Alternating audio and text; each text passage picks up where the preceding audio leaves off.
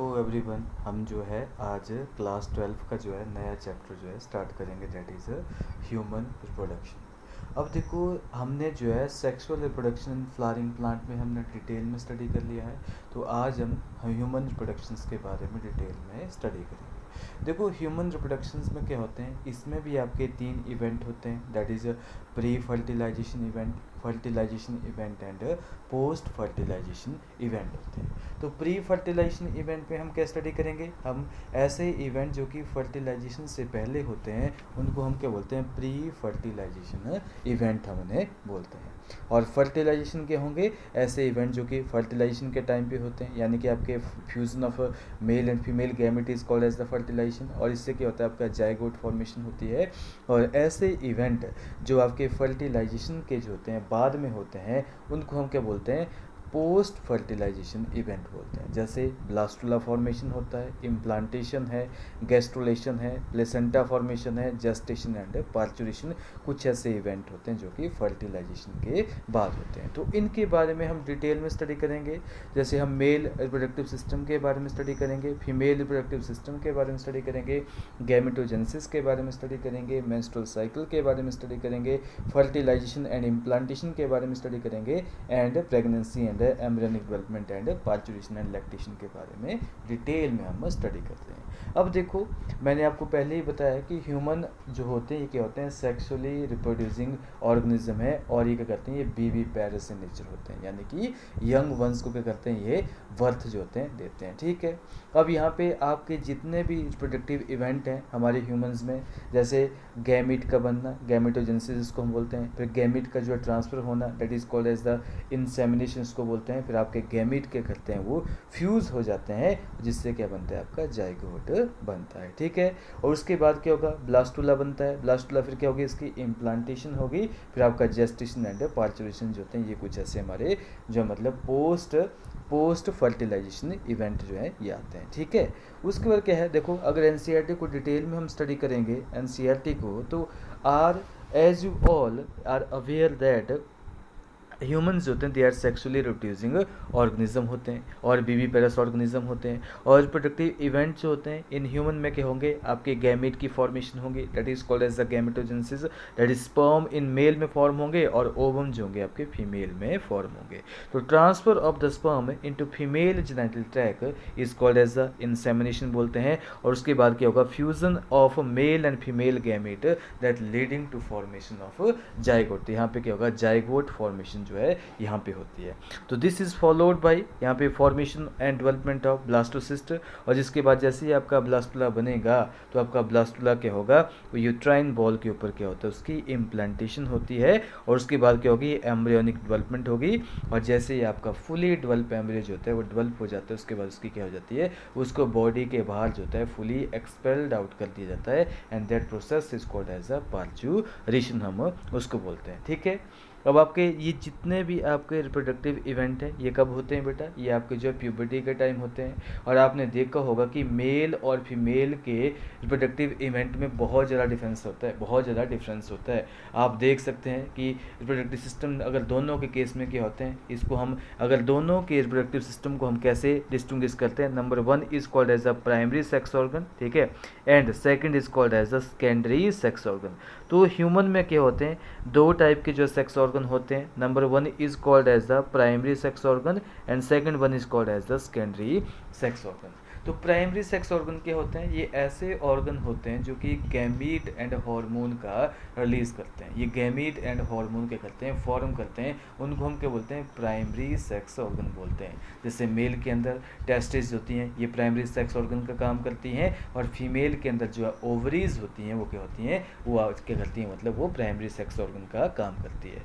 उसके बाद secondary sex organ जो होते हैं ये ना ही गैमीट प्रोड्यूस करते हैं ना ही ये हार्मोन प्रोड्यूस करते हैं, लेकिन क्या करते हैं, ये प्रोसेस ऑफ गैमेटोजेनेसिस को जो है सपोर्ट करते हैं, hence they are called as the secondary sex organ. ठीक है, क्योंकि ये इंपॉर्टेंट फंक्शन जो होते हैं ये गैमीट के कंडक्शन में भी इंपॉर्टेंट रोल प्ले करते हैं, hence they are called as the secondary sex organ बोलते हैं। ठीक है, तो you have learned that these reproductive event जो होते हैं ये कब होते हैं, प्यूबर्टी के टाइम ही होते हैं, और there are remarkable difference between the reproductive event in the male and female. जैसे एग्जांपल में लिया जाए तो स्पर्म फॉर्मेशन जो होती है वो इवन मेल में जो होती है, ओल्ड मैन में भी स्पर्मेटोजोआ की फॉर्मेशन होती है, लेकिन ओवम जो फॉर्मेशन होती है फीमेल में जो होती है अराउंड 50 ईयर तक क्या हो जाती है, वो स्टॉप हो जाती है, यानी कि मिनोपॉज स्टेज उसमें आ जाती है। तो हम अब डिटेल में जो है आपके जो मतलब मेल रिप्रोडक्टिव सिस्टम के बारे में स्टडी करेंगे, उसके बाद जो फीमेल रिप्रोडक्टिव सिस्टम के बारे में स्टडी करेंगे, और उसके बाद जो मतलब हम क्या बोलते हैं आपका जो मतलब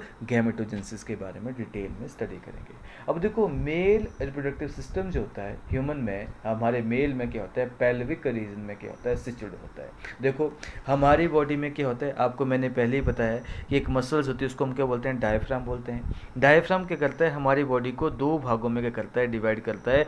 number 1 is called as thorax बोलेंगे उसको, number 1 is called as thorax and second 1 is called as the abdomen. ठीक है, second 1 is called as the abdomen बोलेंगे। तो डायफ्राम क्या करता है, आपकी जो बॉडी को जो मतलब दो भागों में डिवाइड करता है, थोरेक्स एंड एब्डोमेन। तो पेयर ऑफ टेस्टिस जो होती हैं कहाँ होती हैं, ये आउटसाइड द एब्डोमेन जो होती हैं, एक पाउच में जो होती हैं प्रेजेंट होती है, that pouch is called as a scrotum. तो क्या है, मेल रिप्रोडक्टिव सिस्टम जो होता है it is located in the pelvic cavity. इसमें क्या होता है, पेयर ऑफ टेस्टिस प्रेजेंट होती है, एक्सेसरी डक्ट प्रेजेंट होते हैं, एक्सेसरी ग्लैंड प्रेजेंट होते हैं, और एक्सटर्नल जेनिटेलिया जो होता है प्रेजेंट होता है। ठीक है, और जितनी भी टेस्टिस है आपकी ये कहाँ प्रेजेंट होती हैं, ये outside the abdominal cavity present होती हैं। They are present outside the abdominal cavity within a pouch that is called as the scrotum. अब देखो एनसीईआरटी क्या बोलती है, मेल रिप्रोडक्टिव सिस्टम जो होता है is located in the pelvic region में। It include pair of testis इसमें आती हैं, अलॉन्ग विद एक्सेसरी डक्ट भी इसमें आएंगे,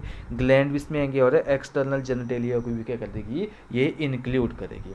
तो सबसे पहले हम किसके बारे में स्टडी करेंगे, हम स्क्रोटम के बारे में जो है स्टडी करेंगे। क्या होती है स्क्रोटम, आप देख सकते हैं स्क्रोटम जो होती है, ठीक है, जो टेस्टिस जो होती है it is situated outside the abdominal cavity in a pouch that is called as, उसको हम क्या बोलेंगे, स्क्रोटम बोलेंगे। क्या बोलेंगे उसको हम, स्क्रोटम उसको हम बोलेंगे।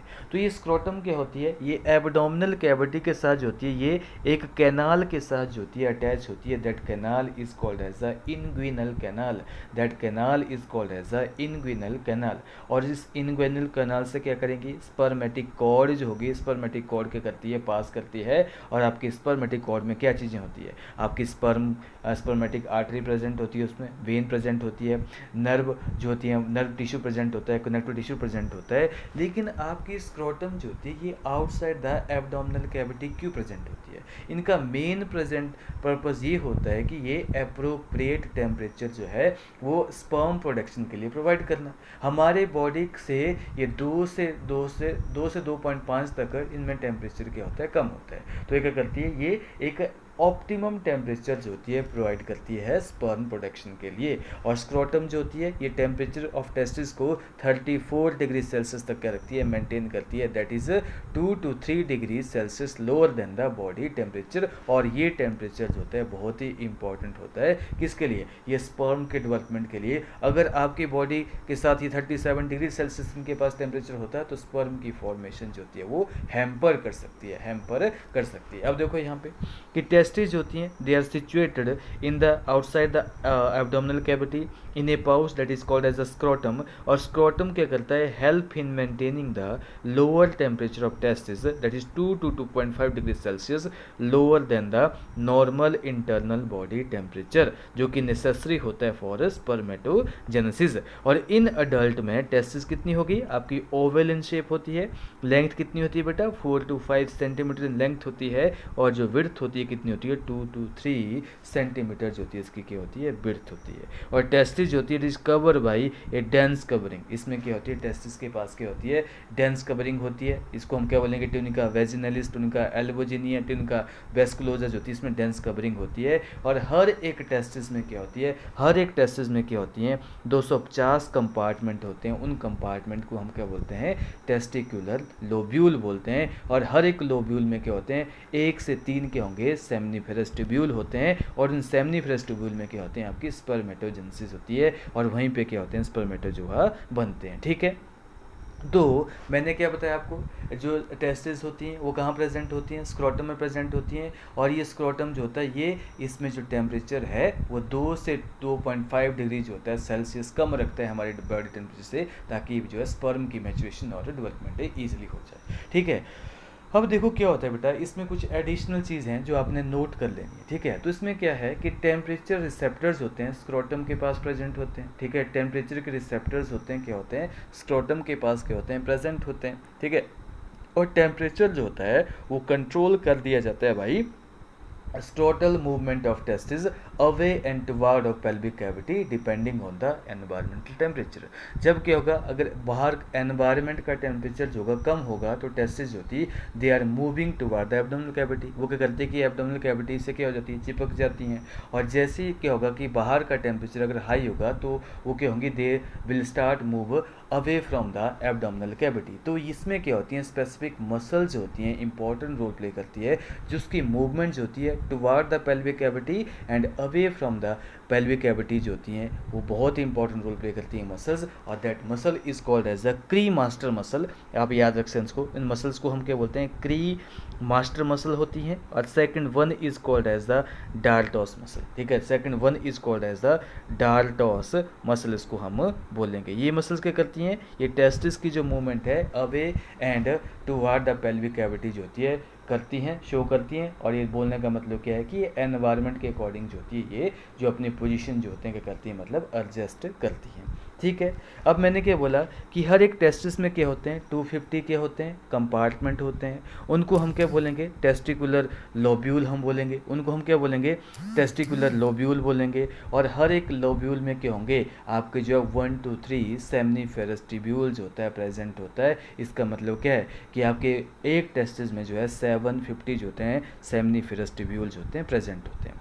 अगर हम सेमनीफेरस ट्यूब्यूल का बेटा यहाँ पे क्या करें, अगर डायग्राम स्टडी करें तो सेमनीफेरस ट्यूब्यूल के डायग्राम में क्या होता है, ये जो सेल्स होते हैं यहाँ पे क्यूबाइडल सेल प्रेजेंट होते हैं। उन सेल को हम क्या बोलेंगे, जर्म मेल जर्म सेल बोलेंगे। और जो है लार्ज नंबर के सेल्स, लार्ज इरेगुलर शेप के सेल भी प्रेजेंट होते हैं, उनको हम क्या बोलते हैं, नर्स सेल बोलते हैं, जो कि डेवलपिंग स्पोरमेटोजोआ के लिए क्या करते हैं, नरिशमेंट जो है मतलब प्रोवाइड करते हैं। तो इस सर्टोली सेल के अगर देखा जाए तो इसमें क्या होता है, आपका ये सर्टोली सेल है, ये सर्टोली सेल है, ये सर्टोली सेल है, और इसको मैंने आपको डिटेल में जो है रिप्रेजेंट कर दिया है। तो इस सर्टोली सेल में क्या होते हैं, दो टाइप के सेल प्रेजेंट होते हैं। Number 1 is called as the male germ cell. ठीक है, जो क्या करेंगे, उनमें मियोसिस होगी और वो स्पर्मेटोजोआ बनाएंगे। और second cell is called as the, इन सेल को हम क्या बोलेंगे, ये जो सेल है इनको हम बोलेंगे सर्टोली सेल। और ये सर्टोली सेल जो होते हैं ये न्यूट्रिशन प्रोवाइड करते हैं जर्म सेल को या डेवलपिंग स्पर्मेटोजोआ को। उसके बाद आपके सेमनीफेरस ट्यूब्यूल के बाहर जो होता है एक स्पेस प्रेजेंट होता है। इस स्पेस में क्या होते हैं, ब्लड वेसल प्रेजेंट होती हैं, न्यूरल वेसल्स प्रेजेंट होती हैं, और साथ में जो होती है यहाँ पे इंटरसेलुलर सेल्स होते हैं प्रेजेंट होते हैं, यानी कि इंटरस्टिशियल सेल प्रेजेंट होते हैं, लेडिंग सेल प्रेजेंट होते हैं। और ये लेटिंग सेल क्या करते हैं, ये आपका जो मतलब क्या करते हैं, ये टेस्टिकुलर हार्मोन एंड्रोजन स्प्लिट करते हैं। और कुछ अदर इम्यूनोलॉजिकली कॉम्पिटेंट सेल भी इस इंटरस्टिशियल सेल्स में क्या होते हैं, प्रेजेंट होते हैं। ठीक है, और टेस्टिस का मेन काम क्या होता है, गैमीट बनाना है, और साथ साथ में जो है male sex hormone that is testosterone को जो है मतलब रिलीज करती है। तो मैंने आपको बता दिया। अब एनसीईआरटी से देखो यहाँ पे, तो ईच लोब्यूल मैंने क्या बताया, हर एक टेस्टिस में कितने होंगे, 250 जो होते हैं, कंपार्टमेंट होते हैं, उसको हम क्या बोलेंगे, टेस्टिकुलर लोब्यूल बोलेंगे। और ईच लोब्यूल जो होते हैं उसमें क्या होते हैं, 1 to 3 highly coiled seminiferous tubule present होते हैं, जहाँ पे स्पर्म जो होते हैं प्रोड्यूस होते हैं। और ईच सेमनीफेरस ट्यूब्यूल जो होता है इसको लाइन किया जाता है inside by 2 type of cell, that is male germ cell that is called as the spermatogonia, and second जो होते हैं लार्ज इरेगुलर सेल होते हैं, सर्टोली सेल, नर्स सेल या सस्टेंटिकुलर सेल इसको हम बोलते हैं। और मेल जर्म सेल क्या करेंगे बेटा, इनमें मियोटिक डिवीजन होगा और ये क्या करेंगे, स्पर्म फॉर्मेशन करेंगे। और सर्टोली सेल क्या करते हैं, न्यूट्रिशन प्रोवाइड करते हैं जर्म सेल को। और region outside the seminiferous tubule उसको हम क्या बोलेंगे, इंटरस्टिशियल स्पेस बोलेंगे, जिसमें क्या होती है आपकी ब्लड वेसल सेल्स प्रेजेंट होती है, इंटरस्टिशियल सेल प्रेजेंट होते हैं, लीडिंग सेल प्रेजेंट होते हैं, और ये लीडिंग सेल क्या करते हैं, ये जो है मतलब टेस्टिकुलर हार्मोन एंड्रोजन यानी कि टेस्टोस्टेरोन जो होते हैं एक्सक्रीट करते हैं, और अदर इम्यूनोलॉजिकली आपके कॉम्पिटेंट सेल भी इसमें प्रेजेंट होते हैं। तो यहाँ पे टेस्टिस होती है, it is also called as the heterocrine gland. क्यों? It is also called as the primary sex organ. क्यों? क्योंकि ये गैमीट का फॉर्मेशन भी कर रही है, और इसके इंटरस्टिशियल सेल और लीडिंग सेल क्या कर रहे हैं, वो हार्मोन का प्रोडक्शन भी कर रहे हैं, hence it is called as the हिट्रोक्राइन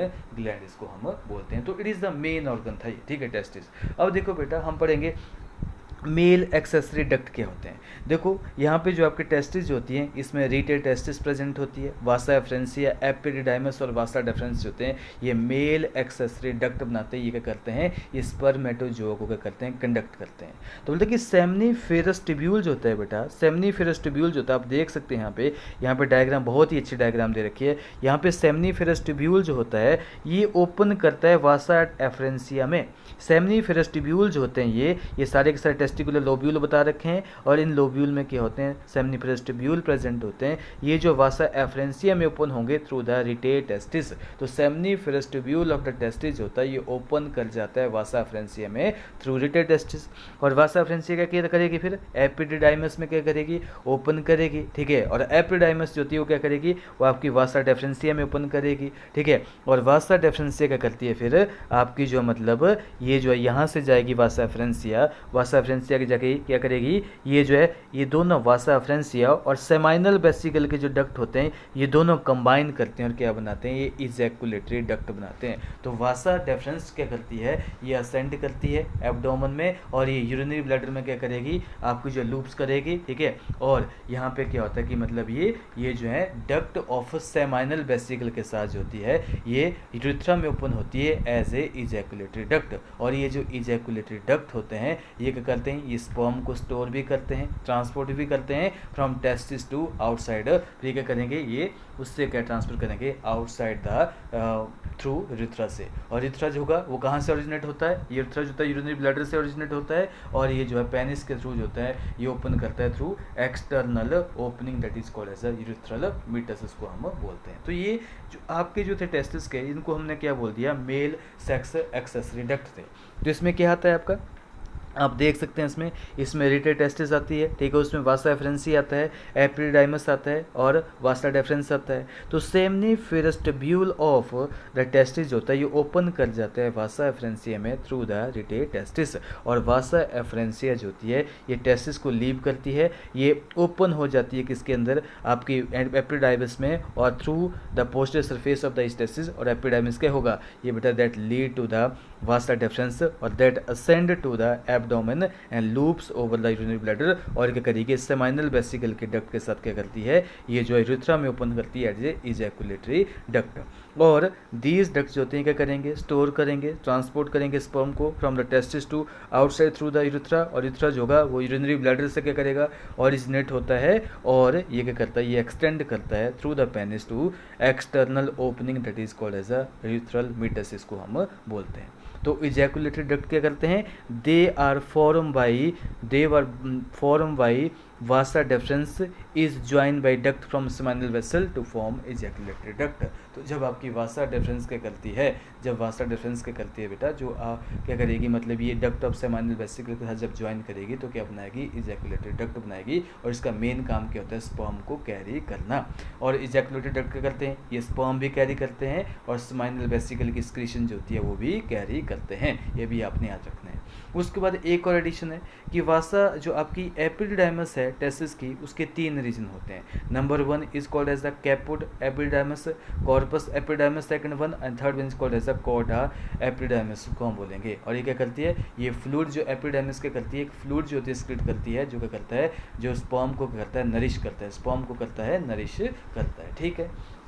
अब देखो इसमें लास्ट जो पार्ट है इसका मेल रिप्रोडक्टिव सिस्टम का, that is called as the external genitalia. तो it is male penis is external male copulatory organ होता है, ठीक है। ये एक रिप्रोडक्टिव ऑर्गन की भांति भी काम करता है और ये यूरिन को भी क्या करेगा, पास करेगा। और पेनिस में क्या होते हैं बेटा, इसमें 3 cylindrical mass of erectile tissue होते हैं। अगर पेनिस को अगर बनाया जाए ना बेटा, तो यहाँ पे क्या होता है, इसका ट्रांसफर सेक्शन अगर देखा जाए तो इसमें क्या होते हैं, 3 जो होते हैं यहाँ पे जो मतलब टिश्यू प्रेजेंट होते हैं।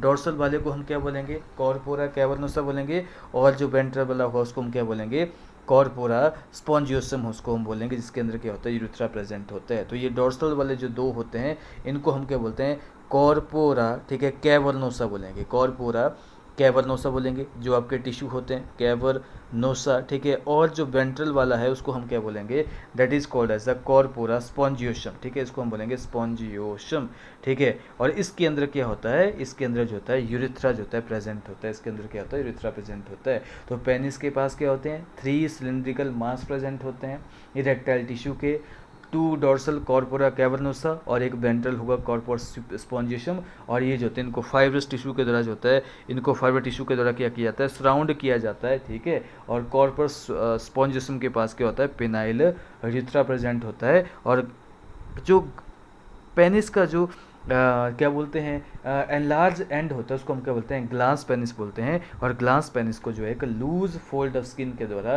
That is called as the prepuce और फोर स्किन के द्वारा जो होता है कवर किया जाता है। ये क्वेश्चन आपके एग्जाम में भी पूछा गया है। देखो यहाँ पे penis is a male external genitalia. It is made up of the special tissue that help in excretion erection of the penis to facilitate insemination में gamete transfer में important role play करता है।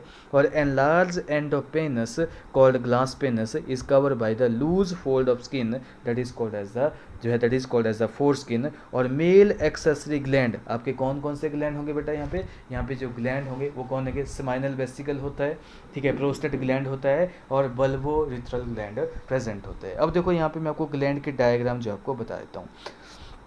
यहाँ पे जो है 3 ग्लैंड प्रेजेंट हैं, that is number 1 is called as the seminal vesicle gland. देखो ये जो ग्लैंड है सेमाइनल वेसिकल ग्लैंड, ये आपके देखें यहाँ पे 1 पेयर होता है, ठीक है। ये near the base of bladder के जो यूरिनरी ब्लैडर के बेस में प्रेजेंट होता है। और डक्ट ऑफ सेमाइनल वेसिकल और वास्टा डेफरेंस मिलके क्या बनाती है बेटा, ये इजैकुलेटरी डक्ट बनाती है। और स्माइनल वेसिकल जो होता है ये एल्केलाइन सिक्रीशन जो होता है स्क्रीट करता है, जो कि पूरे के पूरे सीमेन का जो है 60 to 70% वॉल्यूम बनाता है। और पीएच ऑफ सेमाइनल वेसिकल कितनी होती है, 7.4 होती है।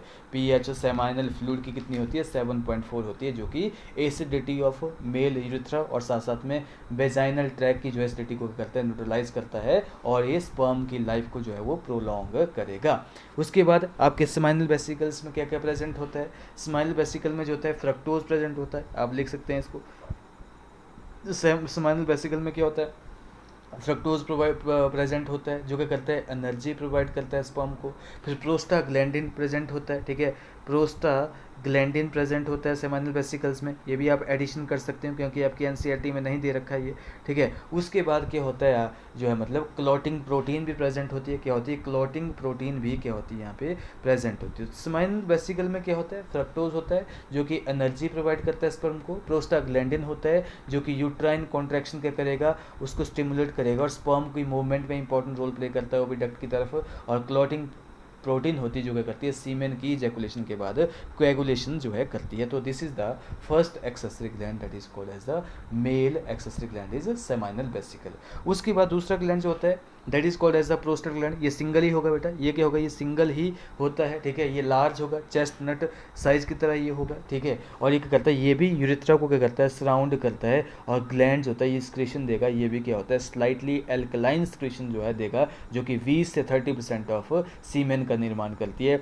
इसमें क्या होगा, इसमें सिट्रिक एसिड प्रेजेंट होता है। सिट्रिक एसिड भी क्या करेगा, एनर्जी प्रोवाइड करेगा, ठीक है। उसके बाद इसमें एंजाइम प्रेजेंट होते हैं, जैसे amylase enzyme, acid phosphatase enzyme, enzyme भी प्रेजेंट होते हैं। प्रोस्टाग्लैंडिन इसके एक्सक्रीशन में भी प्रेजेंट होता है, जो कि स्पर्म को स्विम करने के लिए एक्टिवेट करता है, और ये स्पर्मेटोजोआ को क्या करेगा, मतलब ये एक्टिव करता है। तो this is the excretion of prostaglandin. उसके बाद तीसरे जो लास्ट ग्लैंड होते हैं that is called as the bulbourethral gland. ये जो है तीसरे ग्लैंड होते हैं उनको क्या बोलते हैं, ये स्मॉल जो होते हैं नॉब लाइक स्ट्रक्चर जो हैं, जिसको हम क्या बोलेंगे, ये दो जो प्रेजेंट होते हैं इनको बोलते हैं कुप्रस ग्लैंड भी बोलते हैं।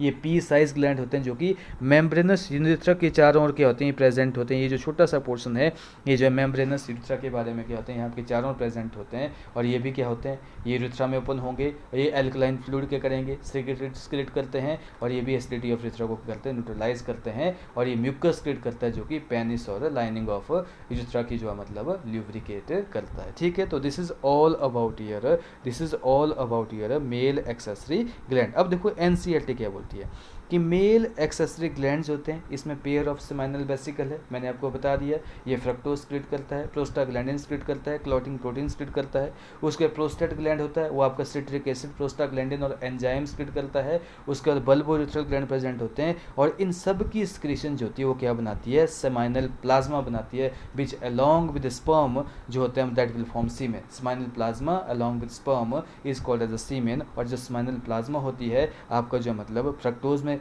रिच होता है, कैल्शियम में रिच होता है, सर्टेन एंजाइम में रिलीज होता है, और सिक्रीशन ऑफ जो कुप्रस ग्लैंड या बल्बोयूरेथ्रल ग्लैंड जो होती है वो क्या करती है, वो ल्यूब्रिकेशन ऑफ पेनिस में इंपॉर्टेंट रोल प्ले करती है। तो यहाँ पे अगर देखा जाए तो सीमेन में क्या है, सीमेन में देखा जाए तो सीमेन क्या होता है, सेमाइनल प्लाज्मा। ठीक है, semen is equal to seminal plasma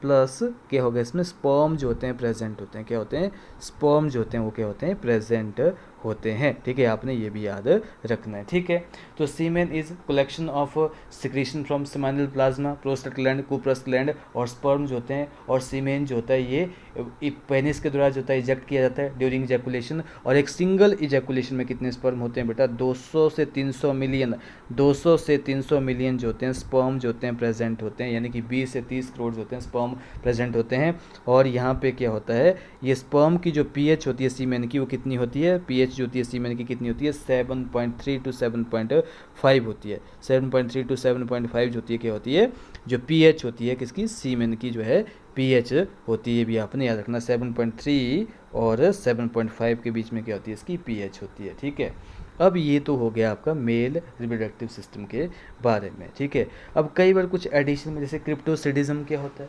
इसमें क्या होता है कि कई बार क्या होता है कि दोनों टेस्टिस जो होती है हमें पता है कि वो इनग्विनल कैनाल के थ्रू जो होती है स्क्रोटम में जो होती है प्रेजेंट होती है। ठीक है, लेकिन कई बार क्या होता है कुछ ऐसे पेशेंट होते हैं उनमें जो होती है जो टेस्टिस होती हैं they never descend into scrotum, वो एब्डोमिनल कैविटी में ही रह जाती है, और जिसकी वजह से क्या होता है ये डिजीज़ होता है, उसको हम बोलते हैं क्रिप्टोसिडिज्म। और ऐसे पर्सन जो होते हैं वो इनफर्टाइल होते हैं क्योंकि एक स्पर्मेटोजोआ को मैच्योर होने के लिए टेम्परेचर नहीं मिलता है। ठीक है, तो क्रिप्टोसिडिज्म क्या होता है, क्रिप्टोसिडिज्म जो है failure of one or both of the testicle to descend into the scrotum. और क्रिप्टोसिडिज्म जो होती है it is caused by deficient secretion of testosterone by foetal testis. उसके बाद क्या होता है, कई बार जो होता है इनग्विनल कैनाल में क्या होती है, यहाँ पे क्या बोलते हैं टीयरिंग हो जाती है, डैमेज हो जाता है, जिसकी वजह से क्या होता है कि इंटेंस्टाइन जो होती है वो स्क्रोटम के अंदर जो होती है घुस जाती है, प्रोट्यूस हो जाती है, और इसको हम क्या बोलते हैं, इनग्विनल हर्निया बोलते हैं। क्या बोलते हैं, इनग्विनल हर्निया इसको हम बोलते हैं। तो this is all about your mail reproductive system. हमने मेल रिप्रोडक्टिव सिस्टम में पूरा डिटेल में पढ़ लिया है, हमने स्क्रोटम के बारे में डिटेल में पढ़ा, हमने टेस्टिस और सेमिनिफेरस ट्यूब्यूल के बारे में डिटेल में स्टडी कर लिया है, मेल एक्सेसरी डक्ट के बारे में that is vasa efferentia, rete testis, epididymis, vasa deferens, इसके बारे में डिटेल में स्टडी कर लिया, एक्सटर्नल जेनिटलिया के बारे में डिटेल में स्टडी कर लिया, मेल एक्सेसरी ग्लैंड के बारे में डिटेल में स्टडी कर लिया है, और आपका जो मतलब सीमेन के बारे में भी हमने डिटेल में स्टडी कर लिया है। अब जो हम पढ़ेंगे that is female reproductive system. देखो फीमेल रिप्रोडक्टिव सिस्टम में क्या होता है, इसमें पेयर ऑफ ओवरीज होती हैं that act as a primary sex organ, and साथ में क्या होगा, ओविडक्ट होते हैं जिसको हम फैलोपियन ट्यूब भी बोलते हैं, यूट्रस भी होगा, सर्विक्स भी होगा, वेजाइना भी होगा, एंड एक्सटर्नल जेनिटलिया जो होते हैं सारे के सारे होते हैं ये पेल्विक रीजन में जो होते हैं सिचुएटेड होते हैं। ये जितने भी पार्ट होते हैं रिप्रोडक्टिव सिस्टम के और मेमोरी ग्लैंड के साथ मिलकर क्या करते हैं बेटा, ये क्या बनाते हैं, ये स्ट्रक्चरली एंड फंक्शनली जो होते हैं ये pregnancy, ovulation, fertilisation, birth and child care को सपोर्ट करते हैं, ये आपने याद रखना है। तो एनसीईआरटी क्या बोलती है, देखो यहाँ पे कि फीमेल रिप्रोडक्टिव सिस्टम जो होता है it consist of pair of ovaries along with the pair of oviduct, uterus होगा, सर्विक्स होगा, वेजाइना होगा एंड एक्सटर्नल जेनेटेलिया प्रेजेंट होते हैं। They are located in the pelvic region और this part of the system जो होते हैं they along with the mammary gland are integrated structurally and functionally to support the process of ovulation, fertilisation, pregnancy, birth and child care को करते हैं, ये support करते हैं। ठीक है, अब देखो ओवरीज होती हैं, ये क्या है बेटा, ये प्राइमरी फीमेल सेक्स ऑर्गन है। बोलने का मतलब क्या है कि ये गैमीट भी प्रोड्यूस करेंगी और आपने नोट डाउन करने की कौन कौन से हार्मोन भी रिलीज करती है वो आपने साथ में जो नोट करते जाना जब हम ओवरीज के बारे में डिटेल में स्टडी करेंगे। तो यहाँ पे क्या होता है, ये प्राइमरी फीमेल सेक्स ऑर्गन है जो कि फीमेल गैमीट यानी कि ओवम को क्या करेगी, रिलीज करेगी और बहुत सारे स्टेरॉइड हार्मोन, आपके ovarian hormone that is progesterone, that is estrogen, ठीक है, ये क्या करती है, रिलीज करती है।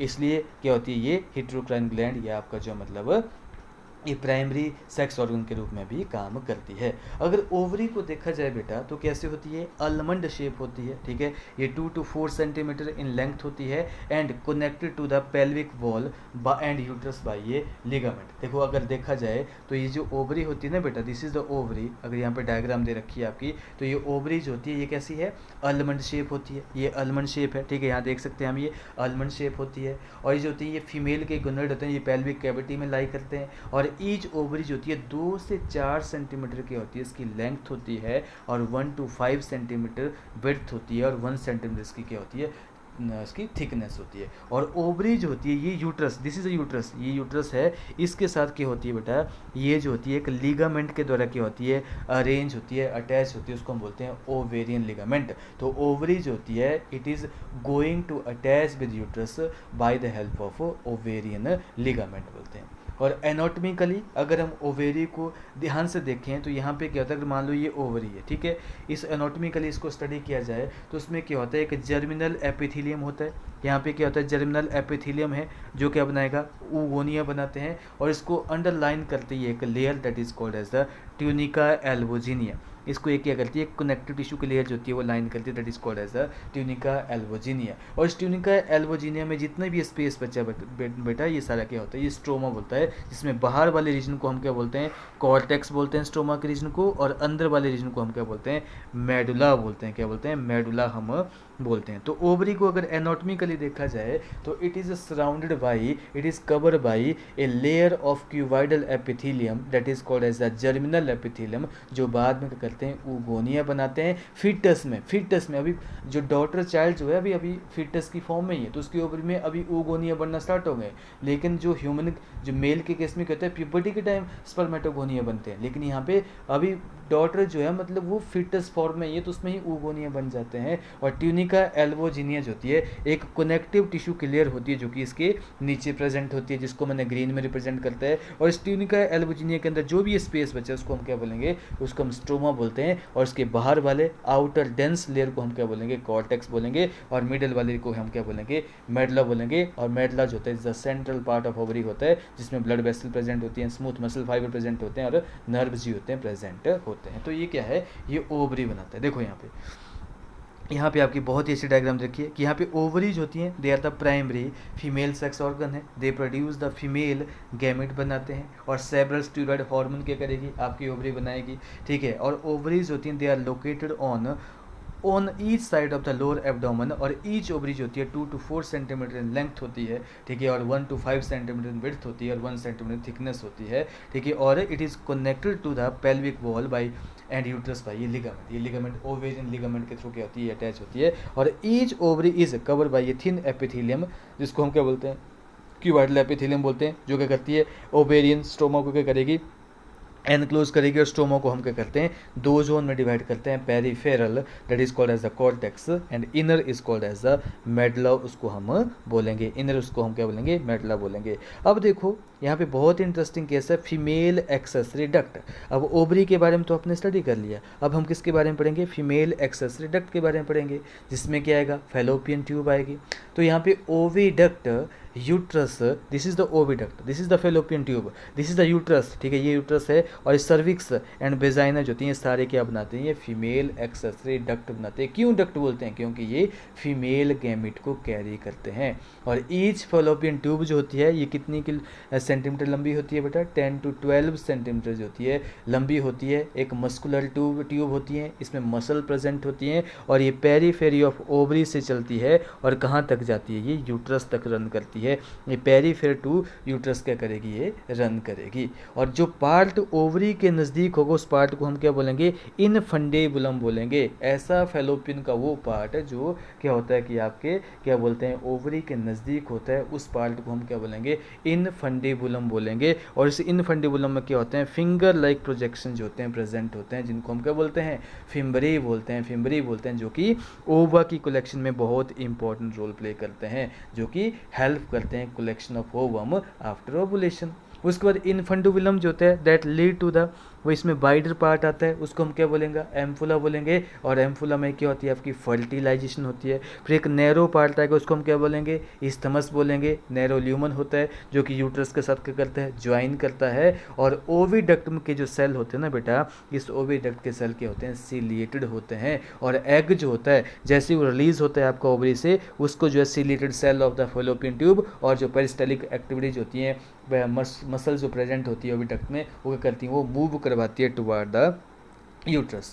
अब यूट्रस के बारे में अगर बात करें तो दिस इज़ द यूट्रस, ये पूरा का पूरा क्या है ये यूट्रस है। अब इस यूट्रस में क्या होता है इसको हम बूम भी बोलते हैं, WMB बूम भी बोलते हैं। शेप ऑफ यूट्रस जो होती है कैसी होती है इसकी इनवर्टेड पियर, जो उल्टी नाशपाती की तरह क्या होती है इसकी शेप होती है। और इसको जो है मतलब लिगामेंट के द्वारा जो होता है सपोर्ट किया जाता है, that is attach to pelvic wall. और ये क्या करेगा ये जो यूट्रस है ये जो यूट्रस है ये वेजाइना के अंदर ओपन करता है थ्रू सर्विक्स। और सर्विक्स के अंदर क्या होती है सर्वाइकल कैनाल प्रेजेंट होती है विच along with vagina is called as a birth canal। ठीक है, तो यहाँ क्या है कि यूट्रस जो होता है वो क्या करेगा वो वेजाइना में ओपन करेगा थ्रू नैरो सर्विक्स, और कैविटी ऑफ सर्विक्स को हम क्या बोलेंगे सर्वाइकल कैनाल बोलेंगे, विच along with वेजाइना क्या बनाती है वो बर्थ कैनाल बनाती है। ये भी आपको क्वेश्चन आया कि बर्थ कैनाल कैसे बनाई जाती है, cervical canal and along with vagina is called as the birth canal बोलेंगे। अब यूट्रस की वॉल को देखा जाए फ्रॉम आउटसाइड टू इनसाइड, सबसे बाहर वाली जो वॉल होती है उसको हम क्या बोलेंगे पेरीमिट्रियम बोलेंगे। एक्सटर्नल थिन मेम्ब्रेनस लेयर जो होगी उसको हम क्या बोलेंगे पेरीमिट्रियम बोलेंगे। मिडल जो होते हैं that is thick muscular layer होगी जो कि स्मूथ मसल की बनी होती है, उसको हम क्या बोलेंगे मायोमेट्रियम बोलेंगे। और इनर जो लेयर होती है that is glandular in nature होती है, उसको हम क्या बोलेंगे एंडोमेट्रियम लाइनिंग बोलेंगे। और एंडोमेट्रियम में क्या होती है आपके मेंस्ट्रुएशन साइकिल के टाइम क्या होता है इसमें साइक्लिक चेंजेस होते हैं आते हैं। और पार्चुरेशन के टाइम जो होता है मायोमेट्रियम में क्या होती है स्मूथ मसल जो होती है under the influence of oxytocin hormone के थ्रू क्या करेंगी कॉन्ट्रैक्ट करेंगे और पार्चुरेशन में इंपॉर्टेंट रोल वो प्ले करती है। ठीक है, उसके बाद अगर वेजाइना के बारे में स्टडी करें, ये लॉन्ग मीडियम 10 सेंटीमीटर ट्यूब होती है। ठीक है, और ये जो होती है सर्विक्स से जो है मतलब आउटसाइड द बॉडी जो होती है वेजाइनल ओपनिंग के थ्रू जो है बाहर ओपन हो जाती है। इसका मेन काम क्या होता है कॉपुलेशन के टाइम जो होता है मेल पेनिस को रिसीव करना, ठीक है, मेंस्ट्रुएशन फ्लो को पास आउट करना, और बर्थ कैनाल के रूप में जो है काम करना ड्यूरिंग पार्चुरेशन। और ओपनिंग ऑफ वेजाइना को हम क्या बोलते हैं वेजाइनल ऑरिफिस बोलते हैं। और that is partially cover by a membrane that is called as the hymen, that is को हम क्या बोलेंगे हाइमन बोलेंगे। ठीक है, तो अब देखो यहाँ पे एनसीईआरटी क्या बोलती है आपकी oviduct that is fallopian tube and uterus and vagina जो होते हैं they constitute the female accessory duct. और ईच फेलोपियन ट्यूब जो होती है वो 10 to 12 सेंटीमीटर लॉन्ग होती है एंड एक्सटेंड करती है from periphery to each ovary of the uterus. और the part closer to the ovary is the funnel shape that is called as the infundibulum. और एज ऑफ द इनफंडिबुलम जो होते हैं इसमें फिंगर लाइक प्रोजेक्शन होते हैं, उनको हम क्या बोलते हैं बेटा फिम्बरी बोलते हैं, which help in the collection of the ovum after ovulation. और इनफंडिबुलम जो होता है that lead to a wider part that is called as the of the oviduct is called as the ampulla, और last part of the oviduct is called as the isthmus, जो कि narrow lumen होता है, जो कि uterus के साथ join करता है। ठीक है, यूट्रस क्या है, एक सिंगल होता है, ठीक है, कोई पेयर में तो नहीं प्रेजेंट होता है, इसको हम बूम भी बोलते हैं। और शेप ऑफ द यूट्रस जो होती है कैसी होती है, इनवर्टेड पेयर की फॉर्म में होती है। इसको एक लीगामेंट के द्वारा जो होता है पेल्विक वॉल के साथ क्या किया जाता है, अटैच किया जाता है, और यूट्रस जो होता है ओपन करते हैं वेजाइना के अंदर थ्रू नैरो सर्विक्स, और सर्विक्स की जो कैविटी होती है उसको हम क्या बोलते हैं, सर्वाइकल कैनाल बोलते हैं। और सर्वाइकल कैनाल प्लस वेजाइना जो होते हैं अलोंग विद वेजाइना जो होती है क्या बनाती है, वर्थ कैनाल बनाती है। और वॉल ऑफ द यूट्रस जो होती है इसमें 3 लेयर प्रेजेंट होती हैं, उनको हम क्या बोलेंगे, एक्सटर्नल थिन मेम्ब्रेनस जिसको हम क्या बोलते हैं, पेरीमिट्रियम बोलते हैं। मिडल थिक लेयर होगी उसको हम क्या बोलेंगे, मायोमिट्रियम बोलेंगे। और इनर ग्लैंडुलर लेयर को हम क्या बोलेंगे, एंडोमिट्रियम बोलते हैं, जो कि यूट्राइन कैविटी को करते हैं, लाइन करते हैं। और एंडोमिट्रियम जो होता है बेटा, इसमें साइक्लिक चेंजेस होते हैं ड्यूरिंग मेंस्ट्रुअल साइकिल में। और मायोमिट्रियम जो होता है ये पार्चुरेशन में बहुत ही इंपॉर्टेंट रोल प्ले करता है। क्यों? क्योंकि ये स्मूथ मसल्स के द्वारा जो होता है लाइन होता है, और ये स्मूथ मसल क्या करती हैं, कॉन्ट्रैक्ट करेंगी और पार्चुरेशन या डिलीवरी ऑफ बेबी में बहुत ही इंपॉर्टेंट रोल प्ले करती है। अब जो लास्ट पार्ट जो है that is called as the female external genitalia. इसमें क्या होगा, mons pubis is called as the female external genitalia, labia majora, labia minora, hymen and clitoris जो होते हैं ये क्या बनाते हैं, ये जो है मतलब फीमेल एक्सटर्नल जेनिटेलिया बनाते हैं। मॉन्स प्यूबिस क्या होता है, ये कुशन ऑफ फैटी एसिड होते हैं जिनको स्किन के द्वारा या प्यूबिक हेयर के द्वारा क्या किया जाता है, मतलब इनको जो कवर किया जाता है। और लेबिया माइजोरा क्या होता है, ये फ्लैशी फोल्ड होते हैं टिश्यू के, जो कि एक्सटेंड करते हैं डाउन फ्रॉम मॉन्स प्यूबिस, और ये करते हैं ये वेजाइनल ओपनिंग को, वेजाइनल और फाइस को करते हैं, ये सराउंड करते हैं। और लेबिया माइनोरा जो होते हैं ये भी क्या होते हैं, पेयर फोल्ड होते हैं टिश्यू के, जो कि लेबिया माइनोरा के नीचे होते हैं। और क्लाइटोरिस जो होता है ये फिंगर लाइक प्रोजेक्शन होता है, जो कि लेबिया माइनोरा के अपर जंक्शन में प्रेजेंट होता है of 2 labia minora above the urethral opening. तो यहाँ पे 2 ओपनिंग होती है, यूरेथ्रल ओपनिंग और जो है मतलब क्या बोलते हैं, वेजाइनल ओपनिंग, जिससे क्या होता है गैमीट और मेंस्ट्रुअल साइकिल जो होता है बॉडी के बाहर जाएगा, और यूरेथ्रल ओपनिंग के थ्रू क्या होगा, यूरिन जो होता है बॉडी के बाहर पास आउट किया जाता है। देखो यहाँ पे फीमेल एक्सटर्नल जेनिटेलिया जो होता है it include mons pubis, labia majora, labia minora and hymen and clitoris. Mons pubis क्या होता है, कुशन ऑफ फैटी एसिड्स होते हैं that cover the skin and pubic hair. Labia majora जो होते हैं ये क्या होते हैं, फ्लैशी फोल्ड होते हैं टिश्यू के, which extend down from mons pubis and surround the vaginal opening, और वेजाइनल और फाइस भी बोलते हैं। और लेबिया माइनोरा जो होते हैं ये भी क्या होते हैं, पेयर फोल्ड ऑफ टिश्यू होते हैं अंडर द लेबिया मेजोरा, और ओपनिंग ऑफ वेजाइना जो होता है is often cover partially by membrane called as the hymen, और हाइमन बोलते हैं। और क्लाइटरिस क्या होता है, एक फिंगर लाइक प्रोजेक्शन होता है, स्ट्रक्चर जो होता है which lies at the upper junction of the labia minora above the urethral opening. तो क्या होता है जो है मतलब हाइमन जो है often torn during the first coitus, ठीक है, इंटरकोर्स में, लेकिन it can be broken due to cycling, sudden fall, ठीक है, या इंसर्शन ऑफ वेजाइनल टेम्पो, या active participation of the sports activity में। तो सम टाइम क्या होता है, प्रेजेंस और एब्सेंस जो है of hymen is not reliable indicator of virginity और सेक्सुअल एक्सपीरियंस के बारे में हम बोल नहीं सकते हैं। ठीक है, उसके बाद जो होते हैं फीमेल में क्या होते हैं, एक्सेसरी ग्लैंड भी प्रेजेंट होते हैं, एक्सेसरी ग्लैंड भी प्रेजेंट होते हैं। जैसे यहाँ पे इसमें सबसे बेस्ट ग्लैंड है आपका वेस्टिबुलर ग्लैंड, ठीक है, सबसे बेस्ट ग्लैंड यहाँ पे क्या प्रेजेंट होता है, वेस्टिबुलर ग्लैंड प्रेजेंट होता है। ये 2 टाइप के होते हैं, ठीक है, एक होता है लेसर वेस्टिबुलर ग्लैंड, ठीक है, लेसर वेस्टिबुलर ग्लैंड जो क्या करता है, जो है मतलब क्या बोलते हैं, ये यूरेथ्रल ओपनिंग को सराउंड करता है। और एक होता है ग्रेटर वेस्टिबुलर ग्लैंड, एक होता है ये वेस्टिबुलर ग्लैंड होते हैं 2 टाइप के होते हैं। Number 1 is called as a lesser vestibular gland, जिसको हम ग्लैंड ऑफ स्किन भी बोलते हैं, SKENE। और ये क्या करते हैं, बहुत सारे ऐसे ग्लैंड प्रेजेंट होते हैं on both side of urethral opening में। और दीज ग्लैंड्स होते हैं they are homologous to male prostate and secrete क्या करते हैं, ये जो मेल प्रोस्टेट ग्लैंड के लिए क्या होते हैं, होमोलोगस होते हैं, और क्या करते हैं, ये म्यूकस क्रिएट करते हैं। और ग्रेटर वेस्टिबुलर ग्लैंड क्या होंगे, इनको हम बार्थोलिन ग्लैंड भी बोलते हैं, जो वेजाइनल ओपनिंग को क्या करेंगे, वो क्या करेंगे मतलब सराउंड करेंगे। और ये कुप्रस ग्लैंड के लिए क्या होते हैं, ये बल्बो यूरेथ्रल ग्लैंड के होमोलोगस होते हैं, और ये भी क्या करते हैं, बहुत सारा फ्लूइड्स होते हैं सीक्रेट करते हैं फॉर लुब्रिकेशन। और जो होते हैं ये जो मतलब ये होमोलोगस होते हैं किसके लिए, जो मतलब आपके क्या बोलते हैं, बार्थोलिन ग्लैंड, जो आपके कुप्रस ग्लैंड के लिए होमोलोगस होते हैं।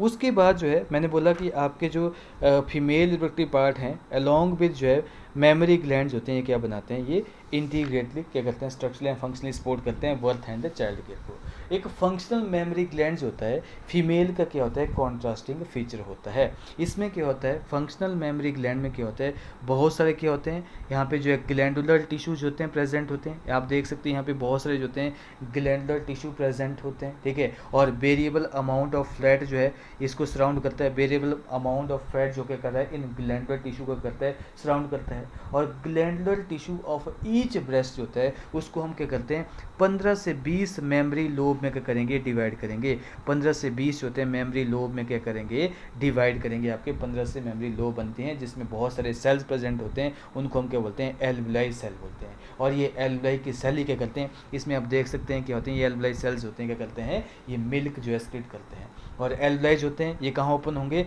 ये ट्यूब्यूल में ओपन होंगे। दी सेल ऑफ एल्वुलाइज होते हैं ये मिल्क एक्सक्रीट करते हैं जो कि स्टोर किया जाता है ल्यूमन ऑफ एल्वुलाई में। और एल्वुलाइज होते हैं मेमोरी ट्यूब्यूल में क्या होते हैं, ओपन होते हैं। और ट्यूब्यूल क्या करेंगे, ज्वाइन करेंगे तो मेमोरी डक्ट बनाएंगे। और डक्ट क्या करेंगे आगे चल के, ये मेमोरी एम्पूला बनाएंगे। आप देख सकते हैं यहाँ पे ये जो है ट्यूब्यूल है ये डक्ट बना रहे हैं। यहाँ पे डक्ट क्या बनाएगा, एम्पूला बनाएगा। और एम्पूला जो होगा क्या बनाएगा, आपका लैक्टिफरस डक्ट जो बनाएगा, जो कि फिर मिल्क जो है निप्पल के थ्रू जो होता है बॉडी के बाहर जो होता है सक्ड आउट कर दिया जाता है भाई इन्फेंट। तो मैंने क्या बोला, सबसे पहले क्या होगा जो है मेमोरी लोब बनेंगे जिसमें एल्वुलाई होंगे। एल्वुलाई क्या बनाएगा, ट्यूब्यूल बनाएगा। ट्यूब्यूल क्या करेगा, डक्ट बनाएगा। डक्ट क्या करेगा, एम्पूला बनाएगा। एम्पूला से क्या बनाएगा, आपका लैक्टिफरस डक्ट बनाएगा जिसके थ्रू मिल्क जो है सक्ड आउट कर दिया जाता है। तो अब एनसीईआरटी क्या बोलती है, बोलते कि फंक्शनल मेमोरी ग्लैंड जो होता है is the characteristic feature of all female mammals. Obviously mammary gland जो होते हैं they are the pair structure होते हैं that contain glandular tissue and variable amount of fat इसमें प्रेजेंट होता है।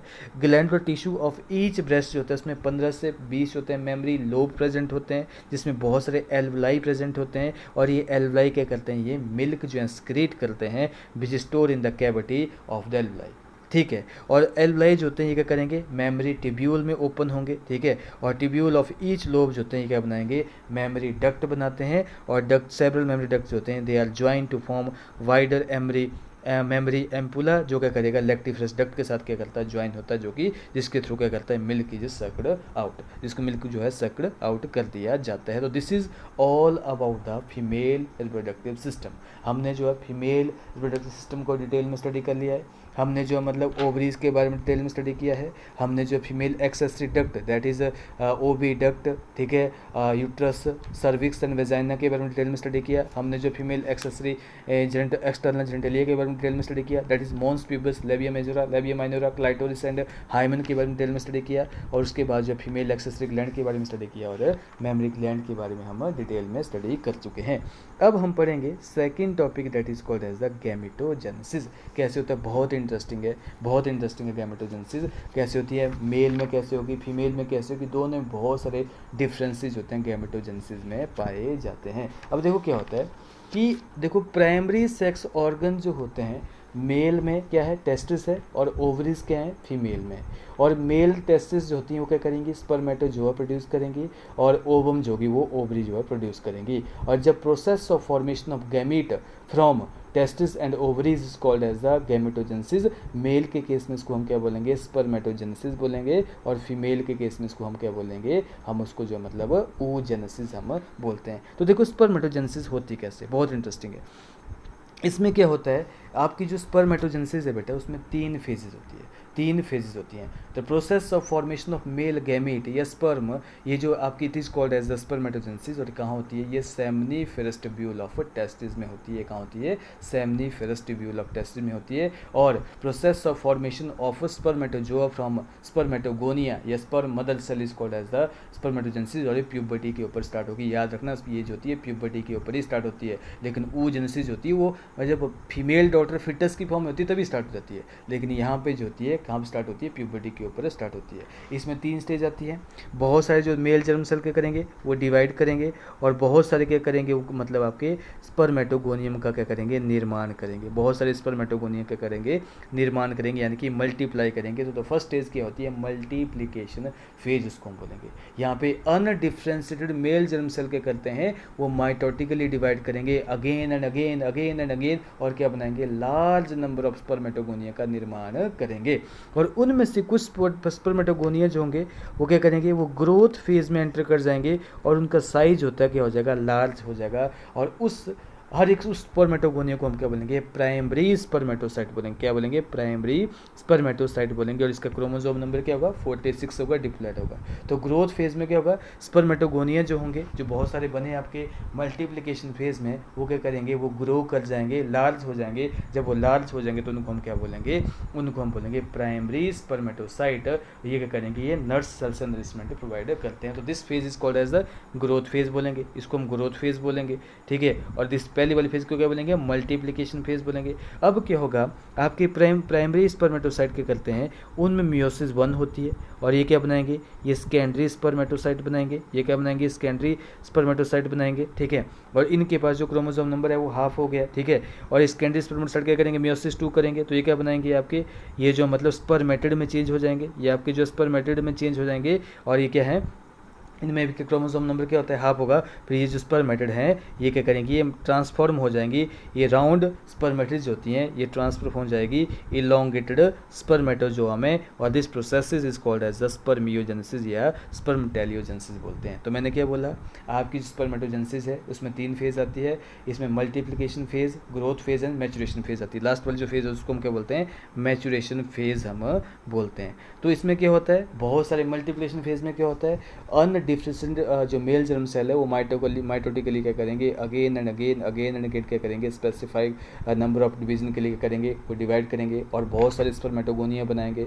फिर वो हर एक स्पर्मेटोगोनिया जो था उसके पास 46 क्रोमोसोम होते हैं, वो ग्रोथ फेज में चला जाएगा। तो उसको हम क्या बोलेंगे, उनकी ग्रोथ होती है प्राइमरी स्पर्मेटोसाइट बोल दिया।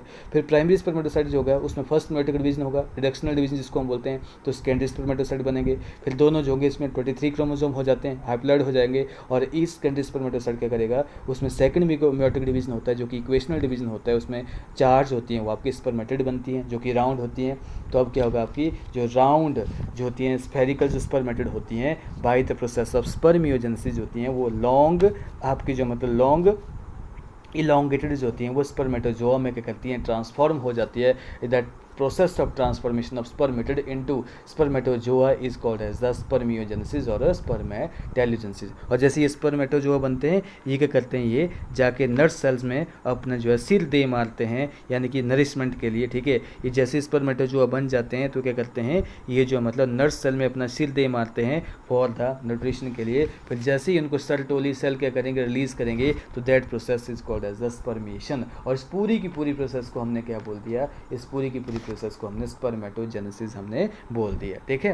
तो अब देखो यहाँ पे कैसे होता है, ये हम एनसीईआरटी से अभी डिटेल में स्टडी करते हैं। देखो, primary sex organ the testis in male and ovary in female में क्या होते हैं, प्रोड्यूस करते हैं gamete, sperm and ovum respectively by the process of the gametogenesis. In testis में क्या होते हैं, जो इमेच्योर मेल जर्म सेल होते हैं वो क्या करेंगे, स्पर्म बनाएंगे by the process of spermatogenesis.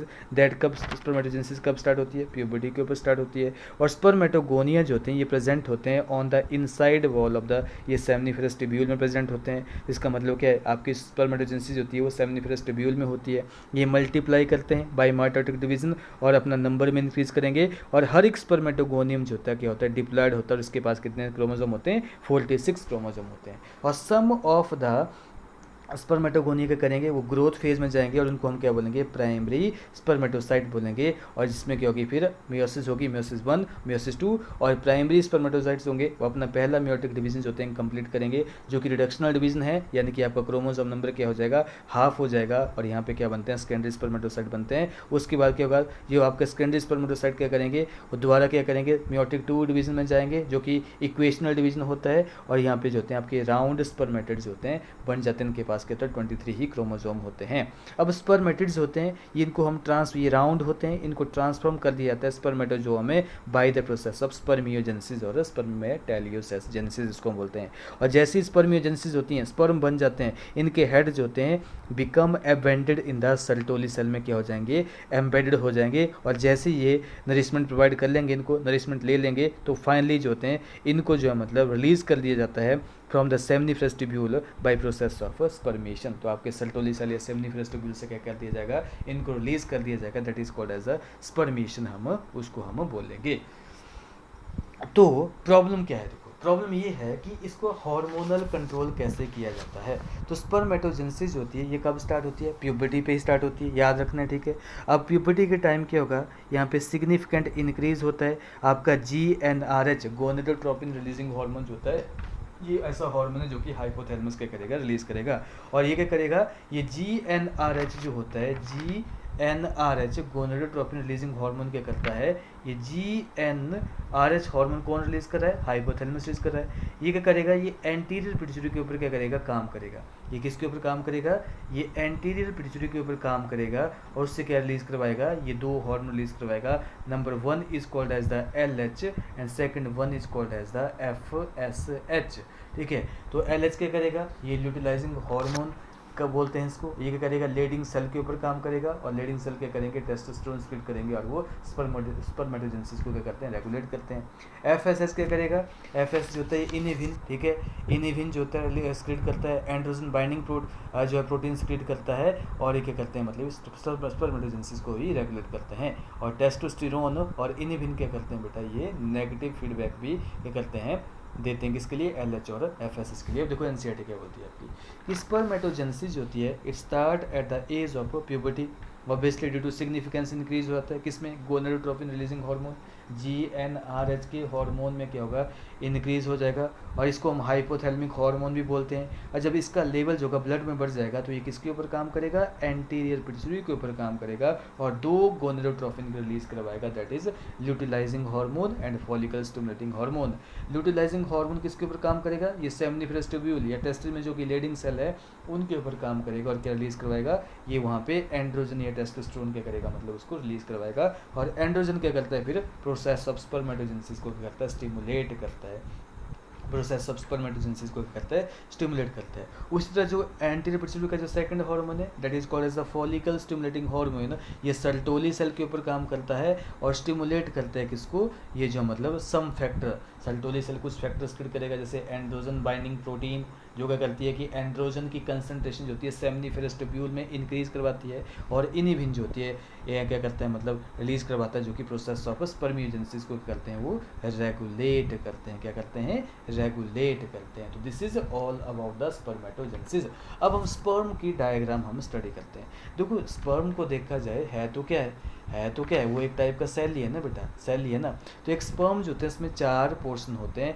Late us examine the structure of the sperm. देखो स्पर्म जो होते हैं, एक प्लाज्मा मेम्ब्रेन जो होती है स्पर्म को क्या करती है, कवर करती है, पूरे के पूरे स्पर्म को क्या करेगी, एक प्लाज्मा मेम्ब्रेन क्या करेगी, कवर करेगी। तो प्लाज्मा मेम्ब्रेन जो होती है ये एनवलप करती है, कवर करती है whole body of the sperm. Sperm के पास क्या होते हैं, 4 पोर्शन होते हैं, हेड, नेक, ठीक है, middle piece and tail. Head, neck and middle piece of and tail बोलेंगे, दिस इज़ द हेड। ये क्या होता है, ये हेड होता है, ठीक है। फिर उसके बाद ये क्या है, ये नेक होती है और ये क्या मिडिल पीस है और ये क्या है, पूरी की पूरी क्या है, ये टेल प्रेजेंट होती है, ठीक है। तो हेड के अंदर क्या होता है, न्यूक्लियस प्रेजेंट होता है। हेड के अंदर क्या होता है, इलोंगेटेड हैप्लॉइड न्यूक्लियस प्रेजेंट होता है और इस न्यूक्लियस को जो है आगे जाके जो है एक्रोजोम के द्वारा जो होता है वो सराउंड किया जाता है। और ये एक्रोजोम कैसे बना होता है, ये गोल्जी बॉडी की मॉडिफिकेशन से बनता है और इसके अंदर क्या होते हैं, बहुत सारे एंजाइम होते हैं जो कि ओवा की डिफरेंट लेयर को क्या करते हैं, वो क्या करते हैं, ब्रेक करते हैं। कोरोना पेनिट्रेटिंग एंजाइम होते हैं, एक्रोसिन होता है, ठीक है। उसके बाद जो जोना लाइसिन एंजाइम होते हैं, हाइलाइरोनाइडेज एंजाइम होते हैं जो कि जो आपकी ओवा है उसकी जो है जितनी भी लाइनिंग होती है उसको क्या करते हैं, ब्रेक करते हैं, ठीक है। नेक में क्या होते हैं, नेक में क्या होता है, प्रोक्सिमल सेंट्रियोल होता है और डिस्टल सेंट्रियोल होता है, ठीक है। प्रोक्सिमल सेंट्रियोल होता है और डिस्टल सेंट्रियोल होता है और उन सेंट्रियोल से क्या होता है कि डिस्टल सेंट्रियोल है वहाँ से क्या होता है, आपका फ्लैजिला जो होता है राइज होता है। और मिडिल पीस में देखो यहाँ पे जो होते हैं बहुत सारे जो होते हैं माइटोकॉन्ड्रिया प्रेजेंट होते हैं जो क्या करेंगे, एरोबिक रेस्पिरेशन करेंगे और साथ में क्या करेंगे, एनर्जी प्रोवाइड करेंगे फॉर स्पर्म मूवमेंट के लिए। और यहाँ पे जो टेल में क्या होता है, फ्लैजिला प्रेजेंट होता है, इसमें क्या होती है, अरेंजमेंट होती है 9+2 अरेंजमेंट होती है। अब देखो यहाँ पे let us examine the structure of the sperm. इस दिस माइक्रोस्कोपिक स्ट्रक्चर है, ठीक है। इसको एंटन ली वॉन हुक ने स्टडी किया था। Head, neck, middle piece and tails होती हैं, ये 4 पार्ट होते हैं। प्लाज्मा मेम्ब्रेन जो होती है पूरे की पूरी बॉडी को करती है, स्पर्म को सराउंड करती है। और स्पर्म के हेड में क्या होता है, न्यूक्लियस प्रेजेंट होता है और एंटीरियर पोर्शन जो होता है इसमें क्या होता है, कैप लाइक स्ट्रक्चर यानी कि एक्रोजोम प्रेजेंट होता है। और एक्रोजोम क्या होता है, it is filled with enzyme जो कि हेल्प करते हैं फर्टिलाइजेशन ऑफ ओवम। और मिडिल पीस में क्या होता है, आपके जो मतलब बहुत सारे माइटोकॉन्ड्रिया प्रेजेंट होते हैं जो कि एनर्जी प्रोड्यूस करते हैं, मूवमेंट ऑफ द स्पर्म में टेल में इंपॉर्टेंट रोल प्ले करते हैं, जो कि फर्टिलाइजेशन के लिए बहुत ही इसेंशियल होता है। ह्यूमन जो मेल इजैकुलेट करता है बेटा, ये क्वेश्चन आपके एग्जाम में आया हुआ है कि इसमें 200 से 300 मिलियन ऑफ स्पर्म जो होता है वो इजैकुलेट करता है ड्यूरिंग एक क्वाइटस। और जिसमें क्या होता है कि नॉर्मल फर्टिलिटी के लिए क्या होता है 60% ऑफ स्पर्म जो होते हैं उनके पास नॉर्मल शेप होती है एंड साइज होती है, लेकिन एटलीस्ट 40% ऑफ द स्पर्म जो होते हैं उनके पास बिगरस मोटिलिटी होती है। स्पर्म जो होते हैं इनको रिलीज़ कर दिया जाता है फ्रॉम द सेमनिफरस ट्यूब्यूल और उनको फिर ट्रांसपोर्ट किया जाता है एक्सेसरी डक्ट यानी कि इरिटेड टेस्टिस के थ्रू, वासा फ्रेंसिया के थ्रू, एपिडाइमस के द्वारा, आपके जो मतलब वासा डिफरेंस के थ्रू, ठीक है, यूरेथ्रा के द्वारा बॉडी के बाहर जो होता है उसको भेज दिया जाता है, ठीक है। और secretion of seminal vesicle, epididymis, vasa deferens होती है एंड प्रोस्टेट्स होती है, बहुत ही एसेंशियल होती है, बहुत ही इंपॉर्टेंट पॉइंट होता है कि जो secretion of epididymis, vasa deferens, seminal vesicle and prostates होते हैं they are essential for maturation and motility of the sperm. और seminal plasma along with sperm is called as a semen बोलेंगे। और function of male accessory duct और glands होते हैं, इनको maintain किया जाता है कि इसके द्वारा टेस्टिकुलर हार्मोन यानी कि टेस्टोस्टेरोन के द्वारा क्या किया जाता है, इनको हम रेगुलेट करते हैं, ठीक है। तो this is all about male यानी कि स्पर्मेटोजेनेसिस के बारे में हमने डिटेल में स्टडी कर लिया है, ये भी आपने याद रखना है। अब हम पढ़ेंगे oogenesis और इसको साथ में कंपेयर करेंगे किसके साथ, जो है स्पर्मेटोजेनेसिस के तरफ। हमने क्या पढ़ा कि स्पर्मेटोजेनेसिस कहाँ होती है, सेमनिफरस ट्यूब्यूल ऑफ टेस्टिस में होती है, लेकिन oogenesis होती है इसमें क्या होता है, formation of mature gamete, female gamete is called as the oogenesis। और oogenesis कहाँ होती है, ये ओवरी में होती है। और जो आपकी स्पर्मेटोजेनेसिस है वो प्यूबर्टी के टाइम स्टार्ट होती है, लेकिन oogenesis होती है ना बेटा, वो कब स्टार्ट होती है, वो फिटल लाइफ में स्टार्ट होती है। तो oogenesis होती है, it is initiated during the embryonic development stage. आपके जब डॉटर्स होती है फिट स्टेज में होती है, एम्ब्रियोनिक की स्टेज में, तो उसकी ओवरी में बहुत सारे मिलियन ऑफ oogonia होते हैं वो बन जाते हैं, ठीक है, within each fetal ovary. और उसके बाद नो मोर oogonia होते हैं, ना ही वो बनते हैं, ना ही बर्थ के बाद जो मतलब ऐड किए जाते हैं। तो इन केस ऑफ अगर देखा जाए फीमेल के केस में oogenesis होती है कब स्टार्ट होती है, during its fetal life, during its embryonic life. उस टाइम पे क्या होगा कि ओवरी में बहुत ज़्यादा जो होते हैं oogonia जो होते हैं क्या होते हैं, वो रिलीज कर लिए जाते हैं। तो the process of formation of mature female gamete is called as the oogenesis। आप देख सकते हैं विच इज मार्कली क्या होती है, different from the spermatogenesis. oogenesis होती है is initiated during the embryonic development stage, जब million of gamete mother cell oogonia जो होते हैं हर एक फिटल ओवरी में जो होते हैं फॉर्म होते हैं, और उसके बाद जो होते हैं मतलब कोई भी oogonia जो होते हैं आफ्टर बर्थ जो होता है मतलब ऐड नहीं किया जाता। oogonia is called as the oocyte mother cell बोलेंगे। अब क्या होगा, ये जो oogonia है, अब ये क्या करेंगे, ये दे विल स्टार्ट डिवीजन और एंटर कर जाते हैं प्रोफेज 1 ऑफ मियोटिक डिवीजन। ये जो oogonia क्या करेंगे, जैसे ही क्या होंगे ये बर्थ से क्या होगा मतलब अडल्टहुड तक, प्यूबर्टी तक क्या करेंगे, ये डिवाइड करेंगे oogonia, और बहुत सारे जो होते हैं प्राइमरी oocyte बनाते हैं, बहुत सारे जो होते हैं ये प्राइमरी oocyte बनाते हैं। तो oogonia क्या करते हैं, ये डिवीजन स्टार्ट कर देते हैं और ये प्रोफेज 1 ऑफ मियोसिस में एंटर कर जाते हैं, और डिप्लोटीन स्टेट में क्या होते हैं, ये अरेस्ट हो जाते हैं, और इन स्टेट को हम क्या बोलेंगे, प्राइमरी oocyte बोलते हैं। ये सब काम कहाँ हो रहे हैं, ये फिटल लाइफ में ही हो रहे हैं। तो यहाँ पे oogonia क्या करेगा, oogonia क्या कर रहा है मतलब आपका जो मतलब फिटल लाइफ में क्या करेंगे, ये डिवीजन स्टार्ट कर चुके हैं, और ये prophase one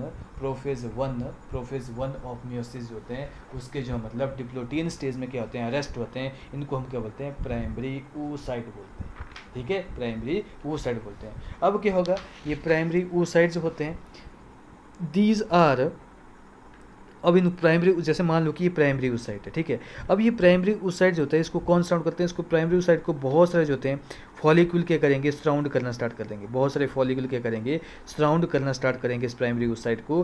then this is called as the इसको हम क्या बोलेंगे, ये प्राइमरी oocyte है, ये जो प्राइमरी oocyte है आपका, ये ऐसे देख सकते हैं, इसको हम प्राइमरी oocyte भी बोल सकते हैं, ठीक है। तो ये जो प्राइमरी oocyte को क्या कर देंगे, बहुत सारे जो होते हैं मतलब प्राइमरी oocyte को जो होते हैं बहुत सारे फॉलिकल्स हो गए क्या करेंगे, सराउंड करेंगे, then this is called as the primary follicle. इसको हम क्या बोलेंगे, प्राइमरी फॉलिकल बोलेंगे।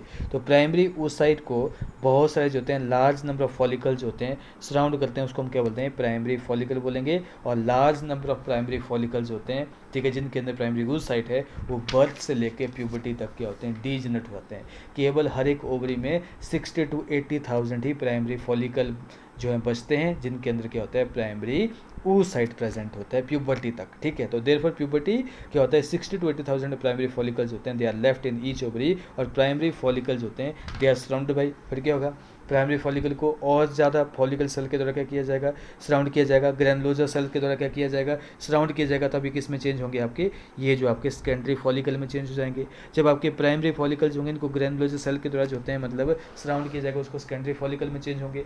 अब सेकेंडरी फॉलिकल क्या करेगा, अपने बीच में जो होता है एक कैविटी जो होता है डेवलप करता है, उस कैविटी को हम क्या बोलते हैं, एंट्रम बोलते हैं। और एंट्रम जो होती है आपकी सेकेंडरी फॉलिकल को जो है मतलब ये सेकेंडरी फॉलिकल में नहीं, आपके टर्सरी फॉलिकल में जो है कैविटी प्रेजेंट डेवलप हो जाती है, that is called as the antrum. तो टर्सरी फॉलिकल का कॉन्ट्रास्टिंग फीचर ये है कि इसमें क्या होता है, एक फ्लूइड फिल्ड कैविटी प्रेजेंट होती है, उसको हम क्या बोलते हैं, एंट्रम बोलते हैं। और यहाँ पे थीका लेयर जो होती है इज ऑर्गेनाइज इनटू, इसमें जो लेयर होती हैं फॉलिकुलर की लेयर्स होती हैं उनको क्या बोलते हैं हम, थीका इंटरना और थीका एक्सटर्ना बोलते हैं। और उसके बाद क्या है कि आपका जो है स्टेज पे क्या होता है, अब ऑब्वियसली प्यूबर्टी के बाद है ये आपका जो प्राइमरी oocyte है वो क्या करेगा, जो टर्सरी फॉलिकल के अंदर जो प्राइमरी oocyte है वो अपना पहला मियोटिक डिवीजन जो होता है कंप्लीट कर देता है, ठीक है। जैसे मान लो कि आपका टर्सरी इसमें पहला मॉलिकुलर जो आपको जो पहला जो है oocyte डिवीजन जो होता है वो क्या होता है मतलब कंप्लीट हो जाता है, ठीक है। पहला जो डिवीजन कंप्लीट हो जाता है और ये क्या बनाता है, एक ये जो मियोटिक डिवीजन है फर्स्ट मियोटिक जो होता है ये कैसा होता है, ये अनइक्वल होता है।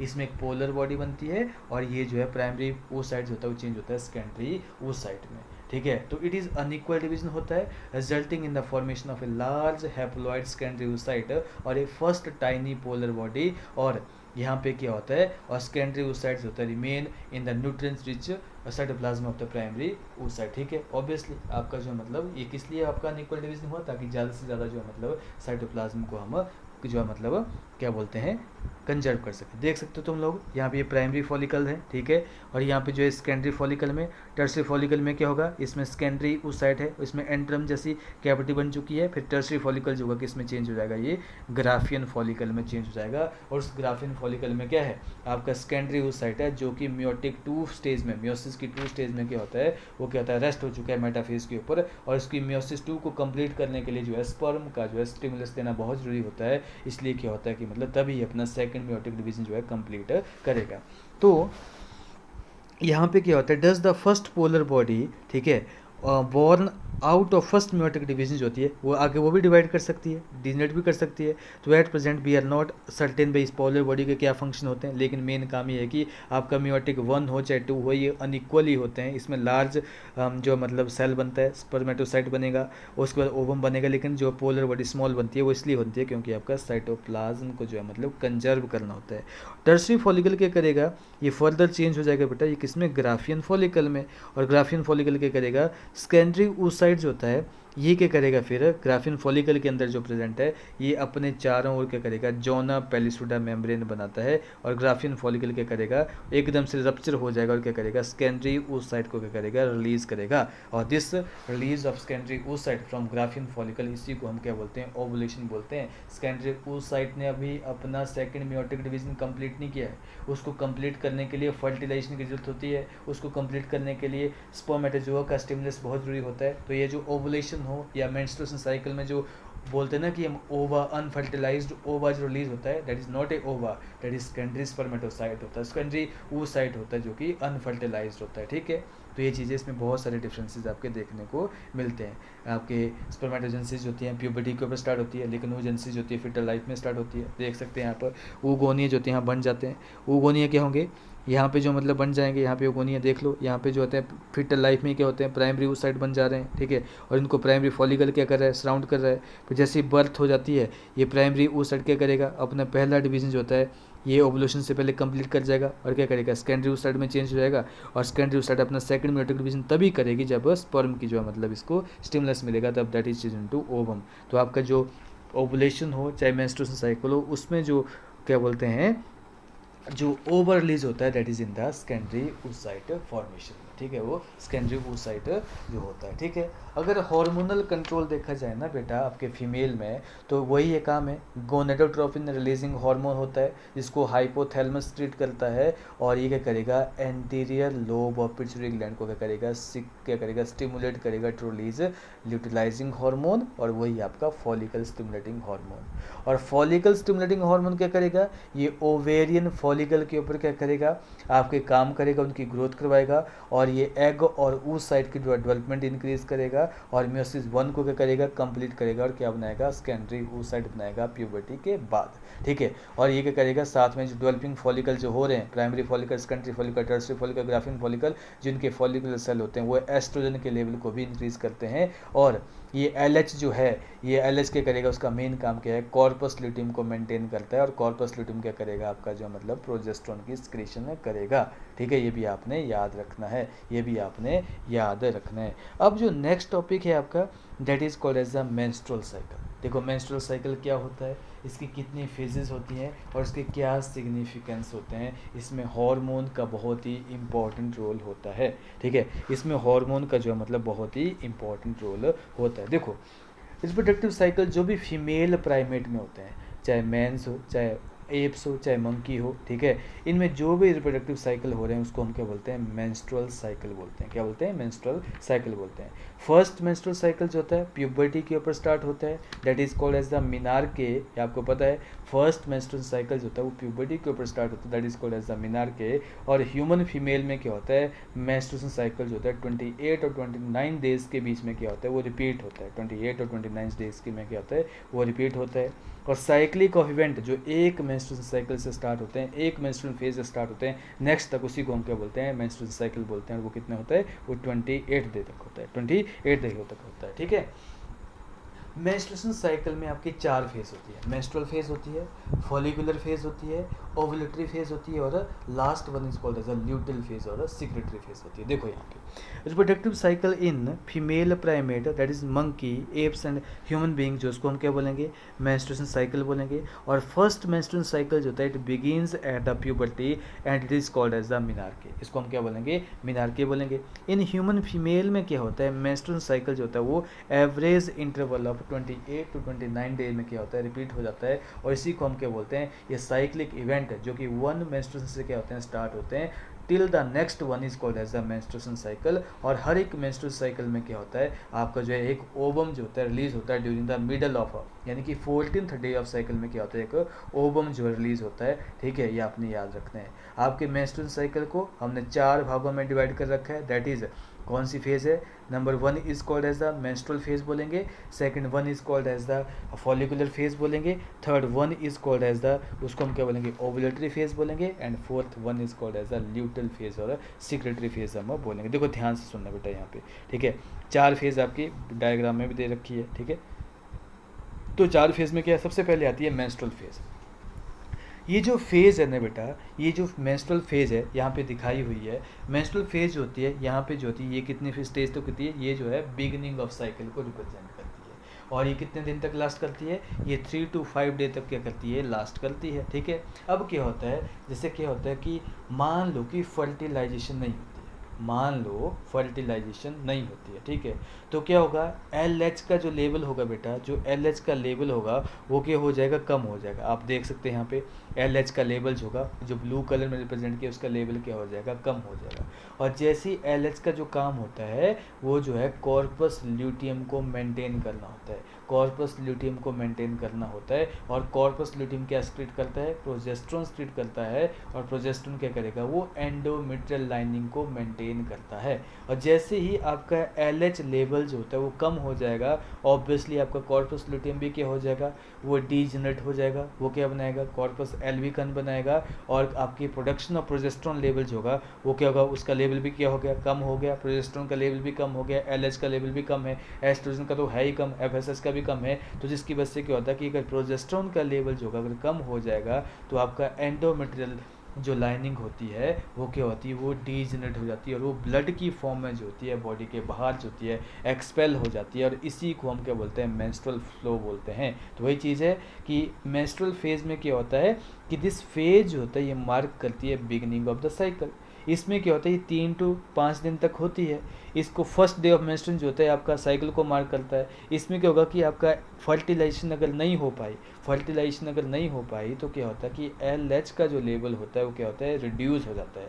और LH का काम क्या होता है, कॉर्पस ल्यूटियम को मेंटेन करना। अब उसका लेवल ही कम हो गया तो कॉर्पस ल्यूटियम क्या होगा, वो डिजेनरेट हो जाएगा, और यहाँ पे क्या होगा, प्रोजेस्टेरोन की एक्सक्रीशन जो होती है कम हो जाएगी, और आपके एस्ट्रोजन लेवल भी कम हो गए। देख सकते हैं यहाँ पे एस्ट्रोजन लेवल भी यहाँ पे क्या हो गया, कम हो गया है। और जिससे क्या होता है कि रैपिड एस्ट्रोजन और प्रोजेस्टेरोन जो होते हैं इनका लेवल जो होता है कम होगा, तो एंडोमेट्रियल लाइनिंग जो होती है वो मेंटेन नहीं रह पाती है, और यूट्राइन टिश्यू जो एंडोमेट्रियल लाइनिंग जो होती है ब्लड की फॉर्म में जो होती है वो रप्चर एंडोमेट्रियल ब्लड वेसल जो होती है बॉडी के बाहर जो होती है उसको वेंजाइनल ओपनिंग के थ्रू जो होता है एक्सपेल कर दिया जाता है, और this process is called as the menstruation बोलते हैं। और आपको मेंस्ट्रुएशन के टाइम क्या करना चाहिए, हाइजीन और सैनिटेशन का प्रॉपर ध्यान रखना चाहिए। ठीक है, तो एनसीईआरटी क्या बोलती है, देखो मेंस्ट्रुएशन साइकिल के बारे में। Major event in menstruation cycle जो होते हैं उनको हम फिगर में देखते हैं। आपने ध्यान रखना है कि कौन से फेज में कौन से हार्मोन का लेवल जो है गड़बड़ा रही है। ठीक है, साइकिल जो होता है ये स्टार्ट करता है with menstruation phase, when menstrual flow जो होता है अक्कर होता है, और ये मेंस्ट्रुअल साइकिल जो होता है ये फेज जो होती है 3 से 5 दिन तक होता है। मेंस्ट्रुअल फ्लो किससे होता है, आपका जो एंडोमेट्रियल लाइनिंग होती है उसकी ब्रेकडाउन हो जाती है of the uterus, and blood vessel जो होती हैं वो लिक्विड बनाती है that comes out through vagina. और मेंस्ट्रुएशन जो होता है तभी होता है जब रिलीज्ड ओवम जो होता है इट इज़ नॉट फर्टिलाइज्ड, और लैक ऑफ मेंस्ट्रुएशन जो होता है इट इज़ इंडिकेट, अगर मेंस्ट्रुएशन साइकिल नहीं आता है, मेंस्ट्रुएशन जो मतलब नहीं आता है तो उसमें ये इंडिकेटिव ऑफ प्रेगनेंसी होता है। तो उस टाइम पे क्या होता है, हो सकता है कि ओवम जो है फर्टिलाइज हो चुका है, लेकिन कई बार क्या होता है कि वीकनेस की वजह से भी क्या होता है, स्ट्रेस की कंडीशन से भी, पुअर हेल्थ की वजह से भी क्या होता है, मेंस्ट्रुएशन साइकिल में इरेगुलरिटीज़ देखने को मिलती है। उसके बाद सेकंड फेज जो आती है that is called as the, तो 1 to 5 तो आपकी कौन सी होगी, मेंस्ट्रुअल फेज होगी। अब second phase is called as the, उसको हम बोलेंगे फॉलिकुलर फेज, जो कि आपकी 6 to लेके 13 तक होती है, 6 डे से लेके 13 तक होती है। तो उसको हम बोलते हैं फॉलिकुलर फेज बोलते हैं और प्रोलिफरेटिव फेज बोलते हैं। इस फेज में क्या होता है, आपकी ओवरी में मैंने आपको पहले ही बताया कि प्राइमरी फॉलिकल प्रेजेंट है, वो क्या करेंगे, ग्रो करेंगे, और वो सेकेंडरी टर्सरी जो है या मतलब आपके ग्राफियन फॉलिकल में चेंज हो जाएंगे। तो इस फेज में आप देख सकते हैं जो फॉलिकल क्या होंगे वो डेवलप होना स्टार्ट हो रहे हैं, प्राइमरी सेकेंडरी टर्सरी जो होते हैं ग्राफियन फॉलिकल में वो चेंज हो जाते हैं। और इसमें क्या होता है, जब ये changes in the ovary and uterus जो होते हैं कैसे चेंज आया बोला, ठीक है। इसमें क्या होता है, क्योंकि इस टाइम पे आपकी जो अगर पिट्यूटरी ग्लैंड के जो हार्मोन देखें, LH का लेवल भी क्या कर रहा है, वो इंक्रीज़ कर रहा है, LH का लेवल भी क्या कर रहा है, इस फेज में इंक्रीज़ कर रहा है, FSH का लेवल भी क्या कर रहा है, इंक्रीज़ कर रहा है। और साथ में जो होते हैं आपके जो डेवलपिंग फॉलिकल्स हैं वो क्या करते हैं, एस्ट्रोजन भी सिक्रीट करते हैं। तो यानी कि फॉलिकुलर फेज में 3 हार्मोन का जो है लेवल इंक्रीज़ कर जाता है, FSH का भी, LH का भी, और साथ में जो डेवलपिंग फॉलिकल है वो एस्ट्रोजन क्या करते हैं, सिक्रीट करते हैं, और उसका लेवल भी काफ़ी ज़्यादा इंक्रीज हो जाता है। तो FSH क्या करेगा, वो आपकी ओवेरियन फॉलिकल की स्टिमुलेट क्या करेगा, डेवलपमेंट करवाएगा, और जैसे जैसे फॉलिकल डेवलप होते चले जाएंगे तो एस्ट्रोजन का लेवल भी बढ़ता चलेगा, और एस्ट्रोजन क्या करेगा, एंडोमेट्रियम लाइनिंग को प्रोलिफरेट करना स्टार्ट करेगा, जो डिजनेट हो चुकी है वो दोबारा बढ़ना स्टार्ट हो जाएगी, और इसकी फॉर्मेशन जो होना स्टार्ट हो जाएगी। तो this phase is called as a proliferative phase, और उसको हम क्या बोलते हैं, that is called as a follicular phase भी हम इसको हम बोलते हैं। अब देखो फॉलिकुलर फेज में आपने देखो यहाँ लिखा हुआ एनसीईआरटी में, menstruation phase is followed by the follicular phase.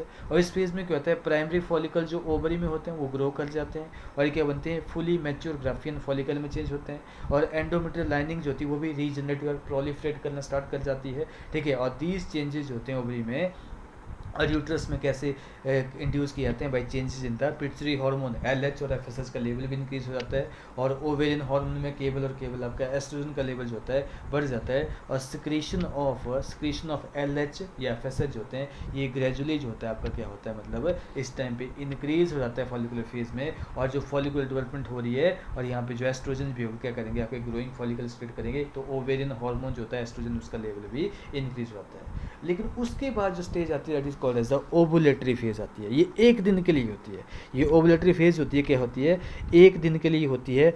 इसमें क्या होता है, इस वाले फेज में क्या होता है कि आपका LH और FSH जो होते हैं वो पीक पे होते हैं।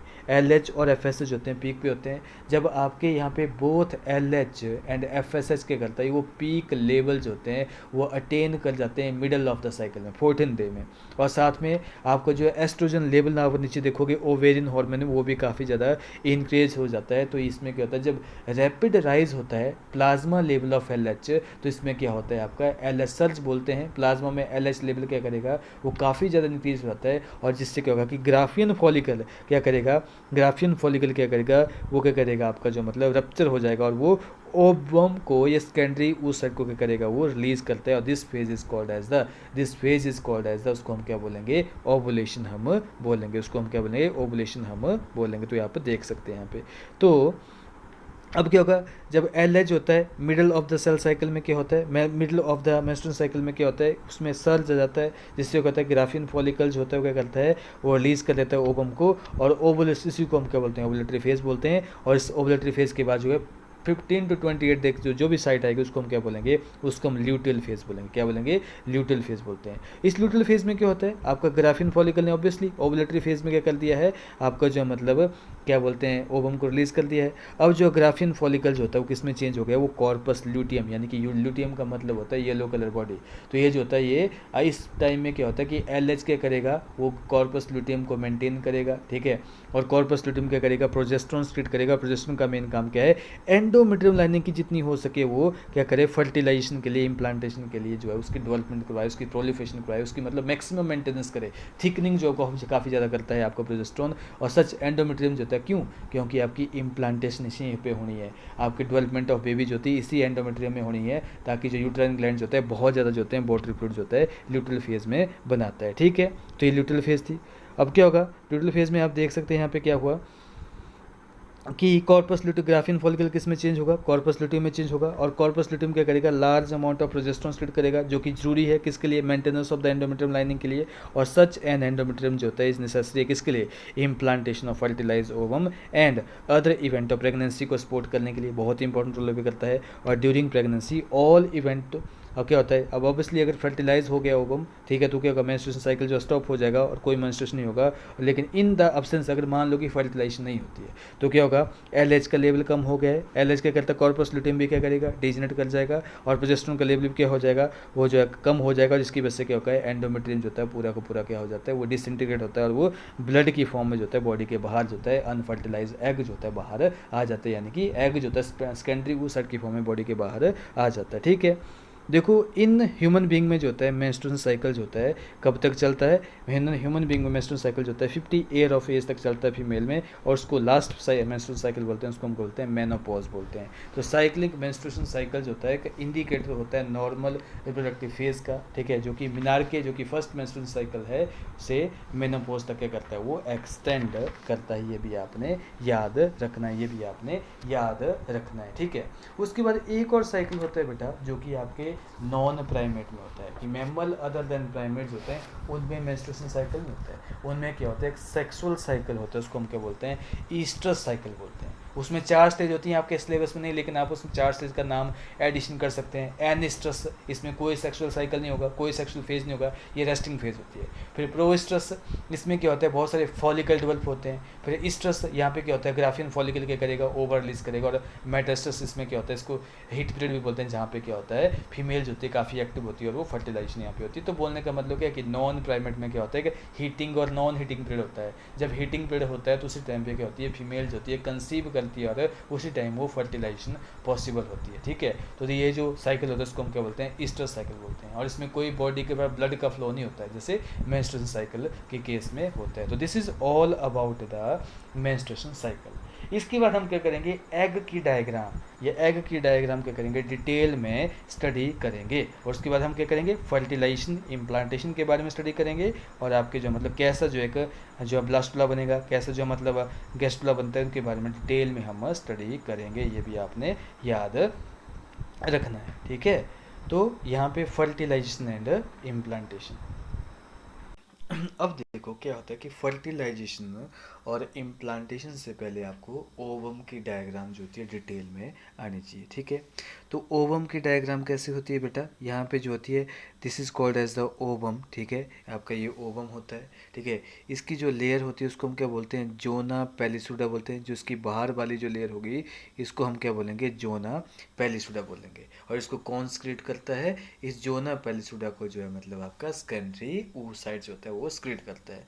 ऑब्वियसली वो आपके ओवम के अंदर क्या होता है, ओवम के अंदर जो होता है आपका जो मतलब ये जो है मतलब आपका जो है यहाँ पे जो एग मेम्ब्रेन भी प्रेजेंट होती है। इसको हम एग मेम्ब्रेन की फॉर्म में ऐसे बना सकते हैं।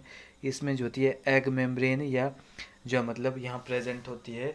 और यहाँ पे क्या होते हैं, बहुत सारे जो होते हैं आपके जो मतलब कॉर्टिकल सेल प्रेजेंट होते हैं, ठीक है। इसको हम ऐसे बना सकते हैं आपके यहाँ पे ये कॉर्टिकल सेल नहीं, कोरोना रेडिएटा के सेल्स या फॉलिकुलर सेल्स क्या करते हैं, वो ये क्या करते हैं, इसको कोरोना रेडिएटा की लेयर जो है बनाते होते हैं। ये सारे के सारे जो कोरोना रेडिएटा के सेल्स होते हैं वो कैसे होते हैं आपके, ये जो होते हैं जॉइंट फॉर्म में होते हैं, ठीक है।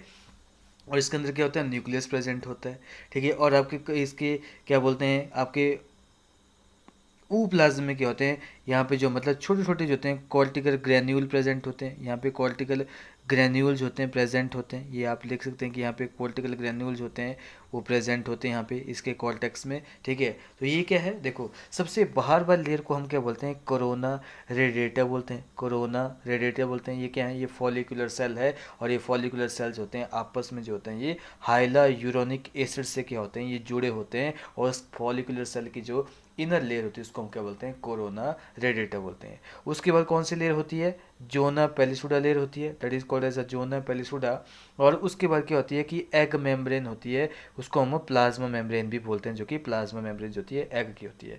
और इसके बीच में क्या होता है, एक स्पेस प्रेजेंट होता है, उसको हम बोलते हैं प्री बिटलाइन स्पेस। ये जो स्पेस है ना बेटा, ये जो स्पेस है इस स्पेस को हम क्या बोलते हैं, प्री बिटलाइन स्पेस बोलते हैं। और ये एग के अंदर जो भी स्पेस होगा उसको हम क्या बोलेंगे, ऊ प्लाज्म बोलते हैं। और इस ऊ प्लाज्म में क्या होते हैं, बहुत सारे जो होते हैं आपके जो है कॉर्टिकल ग्रैन्यूल्स होते हैं प्रेजेंट होते हैं, जो कि जो है मतलब एडिशनल स्पर्म की जो है ब्लॉकेज करते हैं, उसकी ब्लॉकिंग या पॉली स्पर्मी को करते हैं, ब्लॉक करते हैं। अब यहाँ पे आप देख सकते हैं this is a diagram of ovum.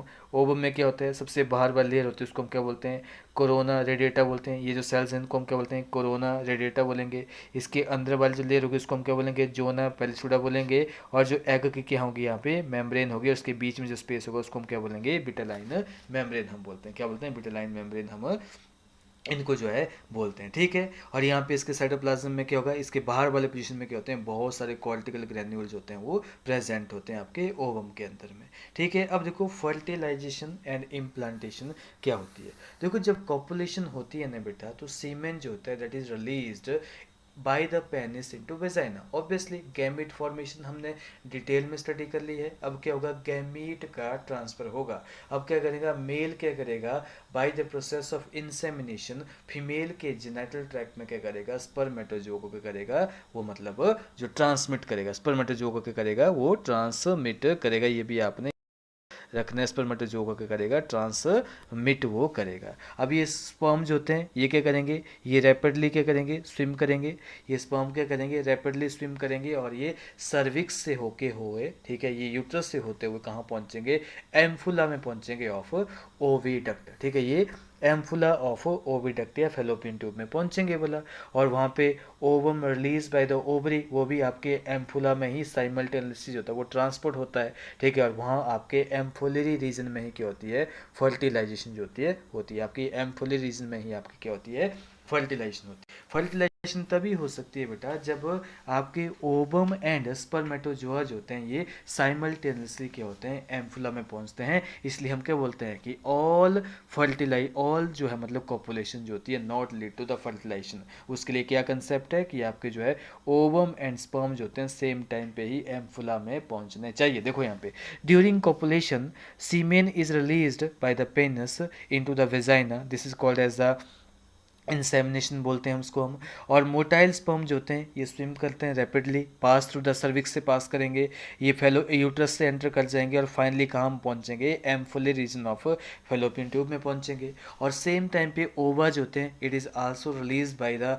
Ovary in the form of secondary oocyte की फॉर्म में, और इसको क्या किया जाएगा, एम्फोली रीजन में क्या किया जाएगा, ओविडक्ट के थ्रू क्या किया जाएगा, ट्रांसपोर्ट किया जाएगा। ये इन्फंडिबुलम से होता हुआ फिम्ब्री या इन्फंडिबुलम से होता हुआ कहाँ पहुँचेगा, एम्फलो में पहुँचेगा। और जहाँ पे क्या होगी, एम्फोली रीजन में क्या होती है, फर्टिलाइजेशन होती है। ठीक है, फर्टिलाइजेशन तभी हो सकती है जब ओवम एंड स्पर्म जो होते हैं इनको ट्रांसपोर्ट किया जाता है साइमल्टेनियसली टू द एम्फोली रीजन। इसलिए हम क्या बोलते हैं कि जो है ऑल कॉपुलेशन जो होती है that not lead to the fertilization and pregnancy. ठीक है, process of fusion of sperm with ovum is called as the fertilization. और जब फर्टिलाइजेशन होती है तो क्या होता है कि स्पर्म जो होता है वो जोना पेलिसुडा के कांटेक्ट में आएगा और क्या करेगा, इसमें बहुत सारे चेंजेस होते हैं। जैसे मान लो कि इसके एक्रोजोम के पास होते हैं बहुत सारे जो होते हैं मतलब एंजाइम होते हैं जो कि कोरोना लेयर को क्या करते हैं, पेनिट्रेट कर जाते हैं। ठीक है, और हाइलो यूरोनाइडेज होते हैं, फिर जोना लाइसिन एंजाइम होते हैं जो कि जोना को भी क्या करेंगे, पेनिट्रेट कर जाएंगे। और आपका स्पर्म जो होता है वो क्या करता है, वो मेल न्यूक्लियस को ओवम के अंदर क्या करेगा, वो क्या करेगा मतलब इंजेक्ट कर देगा। और ये ओवम जो होता है it is not in the form of ovum, ये जो होता है सेकेंडरी oocyte की फॉर्म में होता है। ये अपना सेकंड मियोटिक डिवीजन क्या करेगा, कंप्लीट करेगा और फंक्शनल ओवम जो है वो बनाएगा। ठीक है, अभी आप क्या, ओवम का जो प्रोन्यूक्लियस होगा, आपका स्पर्मेटोजोआ का जो प्रोन्यूक्लियस होंगे, दोनों फ्यूज कर जाते हैं और क्या बनाते हैं, आपके जायगोट बनाते हैं। और मैंने आपको पहले ही बताया था कि इसके जो कॉर्टेक्स के बाहर वाले रीजन की तरफ क्या होते हैं, कॉर्टिकल ग्रैन्यूल प्रेजेंट होते हैं। और ये कॉर्टिकल ग्रैन्यूल क्या करेंगे, प्री बिडलाइन जो कि पर्पल कलर में जो भी यहाँ बता रखा है, ये सारे के सारे यहाँ क्या करेंगे, एंड एक्सोसाइटोसिस करके क्या करते हैं, ये जो मतलब इस पूरी एग मेम्ब्रेन को क्या करते हैं, ये हार्ड बनाते हैं ताकि एडिशनल स्पर्म जो होते हैं वो एंटर ना कर पाएँ और ये पॉलीस्पर्मी को ब्लॉक करते हैं। आपकी पॉलीस्पर्मी जो होती है दो टाइप की होती है। नंबर होता है, number one is called as a slow block polyspermy, और दूसरी होती है फास्ट ब्लॉक पॉलीस्पर्मी, इसको हम बोलते हैं। फास्ट ब्लॉक में सबसे इंपॉर्टेंट रोल प्ले करता है आपका कौन, सोडियम इंपॉर्टेंट रोल प्ले करता है। और स्लो ब्लॉक में सबसे इंपॉर्टेंट रोल प्ले करता है आपका कैल्शियम जो होता है, वो स्लो ब्लॉक ऑफ पॉलीस्पर्मी में इंपॉर्टेंट रोल प्ले करता है। तो देखो यहाँ पे आपका यहाँ पे क्या बोला कि यहाँ पे process of fusion of sperm with an ovum is called as the fertilization. और ड्यूरिंग फर्टिलाइजेशन क्या होता है, स्पर्म जो होता है जोना पेलिसुडा के कॉन्टैक्ट में आता है, और इसमें क्या होता है, ये मेम्ब्रेन में बहुत सारे चेंजेस होते हैं, इंट्रोड्यूस करता है ताकि आपके एडिशनल स्पर्म की जो एंट्री ना हो जाए। ठीक है, इसलिए क्या होता है, क्योंकि एक टाइम पे एक स्पर्म ही एक ओवम को फर्टिलाइज करेगा। और the secretion of the acrosome क्या करेंगे, इसमें बहुत सारे एंजाइम प्रेजेंट होते हैं। मैंने आपको पहले ही बताया है कि एक्रोजोम जो होता है it is the modified form होती है गोल्जी बॉडी की। और ये क्या करता है, ये एक्रोजोम में बहुत सारे एंजाइम होते हैं, हाइला यूरोनाइडेज एंजाइम होता है, कोरोना पेनिट्रेटिंग एंजाइम होते हैं, जोना लाइसिन एंजाइम होते हैं, जो क्या करते हैं, इन सब मेम्ब्रेन को क्या करेंगे, ब्रेक करेंगे और कहाँ एंटर कर जाएंगे, प्लाज्मा मेम्ब्रेन में एंटर कर जाएंगे। और जिससे क्या होता है, आपका जो है मतलब उस साइड को क्या होगा, सेकेंडरी उस साइड जो होगा वो अपना क्या करेगा, सेकंड मियोटिक डिवीजन क्या करेगा, कंप्लीट करेगा। और सेकंड मियोटिक डिवीजन की वजह से क्या होता है, यहाँ पे ये भी कैसा होता है, अनइक्वल होता है। और यहाँ पे एक सेकंड पोलर बॉडी बनती है और एक हैप्लॉइड ओवम बनता है। आपका सेकंड मियोटिक डिवीजन जो है अब जाके कंप्लीट हुआ, यानी कि स्पर्म जो होता है स्टिमुलस जो है प्रोवाइड कर रहा है। और जैसे ही हैप्लॉइड न्यूक्लियस होता है स्पर्म का जो है ओवम के साथ फ्यूज करेगा, उसको हम क्या बोलते हैं, जाइगोट बोलते हैं। क्या बोलते हैं, जाइगोट हम उसको बोलते हैं। ठीक है, तो जाइगोट में कितने क्रोमोसोम होंगे, ऑब्वियसली जो है मतलब आपके जो मतलब डिप्लॉयडी क्रोमोसोम होते हैं। अब देखो सोसाइटी में जो होता है ना बेटा, हमेशा जो होती है वोमेन जो होती है वो ब्लेम की जाती है for producing the baby girl child. लेकिन देखो अगर वोमेन के पास क्या क्रोमोसोम होते हैं, एक्स क्रोमोसोम होते हैं, और मेल के पास क्या क्रोमोसोम होते हैं, एक्स वाई क्रोमोसोम होते हैं। अब वोमेन क्या करेगी, दो टाइप के एग प्रोड्यूस करेगी और दोनों के पास क्या होते हैं, एक्स एक्स टाइप का ही एग बनेंगे। लेकिन मेल क्या करेगा, वो दो टाइप के स्पर्म प्रोड्यूस करेगा। Number one sperm having the x chromosome, उसको हमको बोलेंगे गाइनोस्पर्म बोलेंगे। और दूसरा जो स्पर्म बनेगा उसको हम क्या बोलेंगे, that is called as the androsperm बोलेंगे। जब आपका एक्स ओवा जो होता है वो एक्स स्पर्म के साथ क्या करेगा, फ्यूज़ करेगा, then the child is female.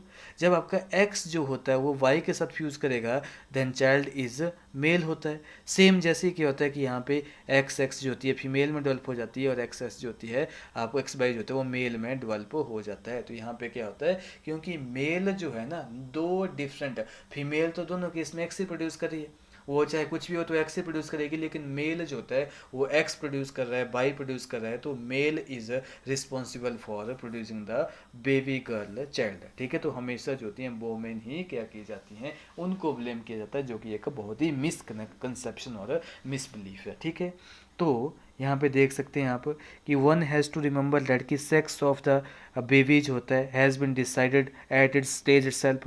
कैसे, एज यू नो दैट कि क्रोमोसोम पैटर्न जो होता है ह्यूमन फीमेल में क्या होता है, एक्स होता है, और देन मेल में क्या होता है, एक्स वाई होता है। इसलिए जो भी हैप्लॉइड गैमीट बनेंगे, जो ओवा बनेंगे फीमेल के द्वारा, वो उनके पास केवल और केवल एक्स क्रोमोसोम ही होगा। लेकिन मेल गैमीट बनेगा उसमें जो होते हैं 50% ऑफ द मेल गैमेट के पास क्या होगा, एक्स क्रोमोसोम होगा, और 50% ऑफ मेल गैमेट के पास जो बाई क्रोमोसोम होगा। तो जब फ्यूजन होती है mail and female gamete, the zygote would carry या तो एक्स या तो एक्स वाई, डिपेंड करता है कि स्पर्म कौन सा जो है फर्टिलाइज हुआ है एग के साथ, क्योंकि एग तो एक्स ही है। तो जाइगोट कैरिंग द एक्स जो होगा ये डेवलप करेगा फीमेल बेबी में, और एक्स वाई जो होगा वो किस में डेवलप करेगा, आपका मेल बेबी में। इसलिए क्या होता है, जो होता है father is responsible for the sex of the child. तो फादर जो होता है क्या होता है, वो सेक्स ऑफ द चाइल्ड के लिए रिस्पॉन्सिबल होता है। उसके बाद अब देखो आपका जाइगोट फॉर्मेशन हो चुकी है। अब क्या होगा, अब आपका जो पोस्ट फर्टिलाइजेशन इवेंट होंगे, आपका ब्लास्टुला बनेगा, आपका गैस्टुला बनेगा, प्लेसेंटा फॉर्मेशन होगी, और साथ में क्या होगा आपका जो है मतलब जेस्टेशन जो है मतलब फिर फुली डेवलप बेबी फॉर्म होगा, और उसके बाद जो होगा मतलब फुली डेवलप बेबी की जो होता है बॉडी के बाहर जो होती है पार्चुरेशन हो जाएगी। अब देखो, अब आपका जाइगोट जो बन चुका है, जाइगोट क्या करेगा, इसमें माइटोटिक डिवीजन जो होता है स्टार्ट होता है। तो जाइगोट में क्या होता है, माइटोटिक डिवीजन जो होता है वो स्टार्ट होता है। ठीक है, जो अब जाइगोट क्या करेगा, धीरे धीरे क्या करेगा, वो इस तमस से मूव करता हुआ आपके जो यूट्रस तक आएगा। ठीक है, तो वहाँ पे क्या होता है, इसमें क्लीवेज स्टार्ट होती है, और ये 2 सेल्ड 4 सेल्ड 8 सेल्ड 16 सेल्स होते हैं, ब्लास्टोमेर बनते हैं इसमें। आप देख सकते हैं यहाँ पे ये फर्टिलाइजेशन हो चुकी है, ये जो 2 सेल बना, ये 4 सेल बना, ये 8 सेल बना। ठीक है, और आप देख सकते हैं ये 16 सेल्स होते हैं, ये ब्लास्टोमेर इसमें डेवलप हो जाते हैं। और ये 16 सेल जो ब्लास्टोमेर है, इनको अभी भी जो है जोना पेलिसुडा जो होती है सराउंड करती है।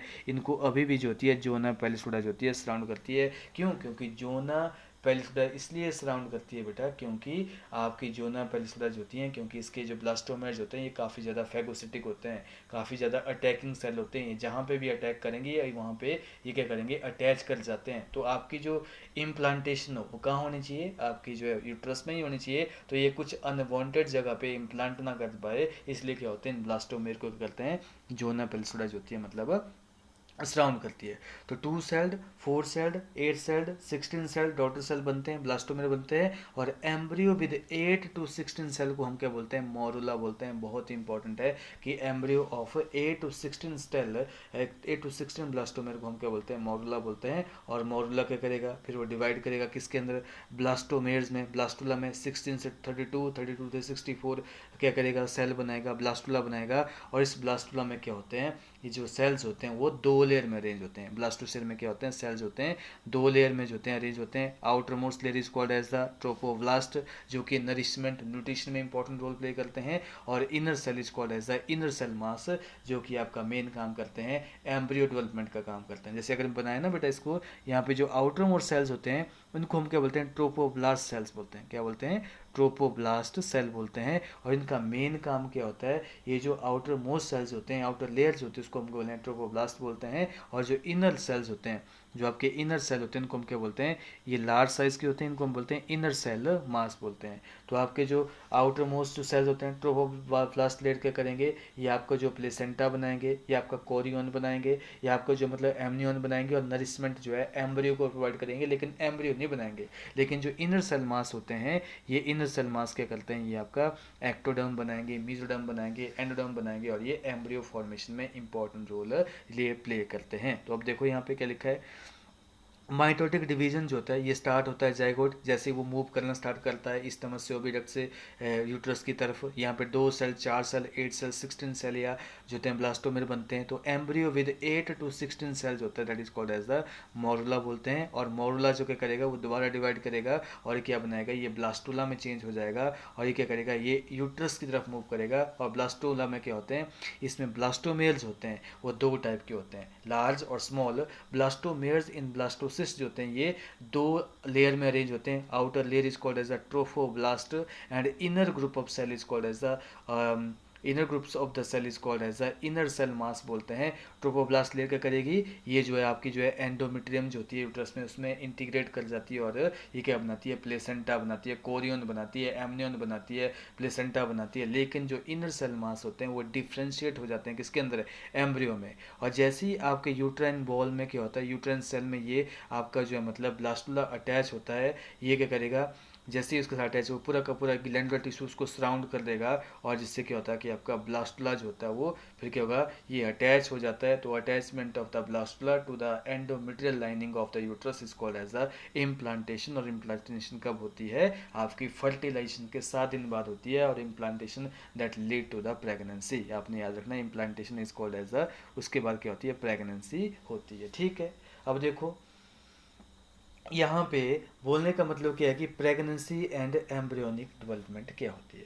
जैसे ही इम्प्लांटेशन बंद हो जाती है, आपका जो ब्लास्टुला है दैट इज 32 to 64 सेल्स होता है, वो क्या करेगा, एंडोमेट्रियल बॉल के साथ जब अटैच हो जाएगा तो ट्रोपोब्लास्ट के पास क्या होंगे, फिंगर लाइक प्रोजेक्शन जो होते हैं वो राइज होते हैं और जो क्या बनाते हैं, कोरियोनिक विलाई, विलाई मतलब फिंगर लाइक प्रोजेक्शन बनाते हैं, जो क्या करते हैं, that is surrounded by uterine tissue and maternal blood. Obviously जैसे मान लो कि ये आपका ये जो था मतलब आपका क्या था, ये आपका ट्रोफोब्लास्ट लेयर थी। अब जैसे ये क्या है, आपकी जो मतलब एंडोमेट्रियम की लाइनिंग में एंटर कर गई, ठीक है, ये एंडोमेट्रियम की लाइनिंग है, मान लो ये एंडोमेट्रियम लाइनिंग के अंदर क्या है, ये एंटर कर चुकी है। तो ये क्या करते हैं, ये फिंगर लाइक प्रोजेक्शन बनाते हैं, ये फिंगर लाइक प्रोजेक्शन बनाते हैं, उसको हम क्या बोलते हैं, कोरियोनिक विलाई बोलते हैं। और ऐसे ही मेटर्नल ब्लड क्या करेगा, इसके साथ क्या करेगा, इंटरडिजिटेशन बनाएगा। और यहाँ पे क्या होता है, ये जो मतलब एक दोनों मिलके क्या करते हैं, प्लेसेंटा का निर्माण करते हैं, जिसमें 2 पार्ट होते हैं, मेटर्नल प्लेसेंटा और पेटर्नल सॉरी फीटल प्लेसेंटा। और दोनों का ब्लड जो होता है डायरेक्टली कॉन्टैक्ट में नहीं होता है, ठीक है। ये जो होते हैं कोरियोनिक विलाई जो होते हैं that is form by the trophoblast cell of the foetus and uterine tissue जो होते हैं, ये दोनों इंटरडिजिटेटेड हो जाते हैं, ठीक है, with each other and jointly क्या करते हैं, स्ट्रक्चरल एंड फंक्शनल यूनिट बनाते हैं दोनों मिलके, उसको हम क्या बोलते हैं, प्लेसेंटा बोलते हैं। और प्लेसेंटा क्या करता है बेटा, ये जो है ऑक्सीजन की सप्लाई करता है, न्यूट्रिएंट की सप्लाई करता है एम्ब्रियो को, कार्बन डाइऑक्साइड को रिमूव करता है, एक्सक्रीटरी वेस्ट को रिमूव करता है, जो भी आपके एम्ब्रियो के द्वारा प्रोड्यूस किए जाते हैं डिफ्यूजन के थ्रू। और प्लेसेंटा जो होता है एम्ब्रियो से जो होता है एक अम्बिलिकल कॉर्ड के थ्रू जो होता है वो अटैच होता है, जो कि बहुत सारे सब्सटेंस का जो है मतलब एम्ब्रियो से मदर और मदर से एम्ब्रियो में क्या करता है, ट्रांसपोर्ट करता है। अब यहाँ पे बहुत ही इंपॉर्टेंट रोल है कि प्लेसेंटा जो होता है it also act as a endocrine tissue, ये एंडोक्राइन ग्लैंड का भी काम करता है, जो कि प्रेगनेंसी के टाइम बहुत सारे हार्मोन जो होता है वो रिलीज करता है, ठीक है। जैसे कौन कौन से हार्मोन है, ह्यूमन प्लेसेंटल लैक्टोजन हार्मोन है, एचसीजी है, ह्यूमन ह्यूमन कोरियोनिक गोनाडोट्रोफिन जो कि प्रोजेस्टेरोन के लेवल को मेंटेन करता है, एंडोमेट्रियल की लाइनिंग को मेंटेन करता है, ह्यूमन प्लेसेंटल लैक्टोजन जो कि मिल्क फॉर्मेशन करता है किसके अंदर, मेमरी ग्लैंड के अंदर, एस्ट्रोजन भी रिलीज होता है, ठीक है, प्रोजेस्टेरोन भी रिलीज होता है। In the later phase of pregnancy जो होता है रिलैक्सिन जो होता है ये हार्मोन रिलीज किया जाता है by the ovary, not bye the placenta. ये रिलैक्सिन जो होता है that is secreted by the ovary. अब यहाँ पे क्या करता है कि लेटेस्ट देखें हम यहाँ पे कि एससीजी, एचपीएल और ये रिलैक्सिन जो है ना बेटा, ये केवल और केवल प्रेगनेंसी के टाइम ही रिलीज होते हैं।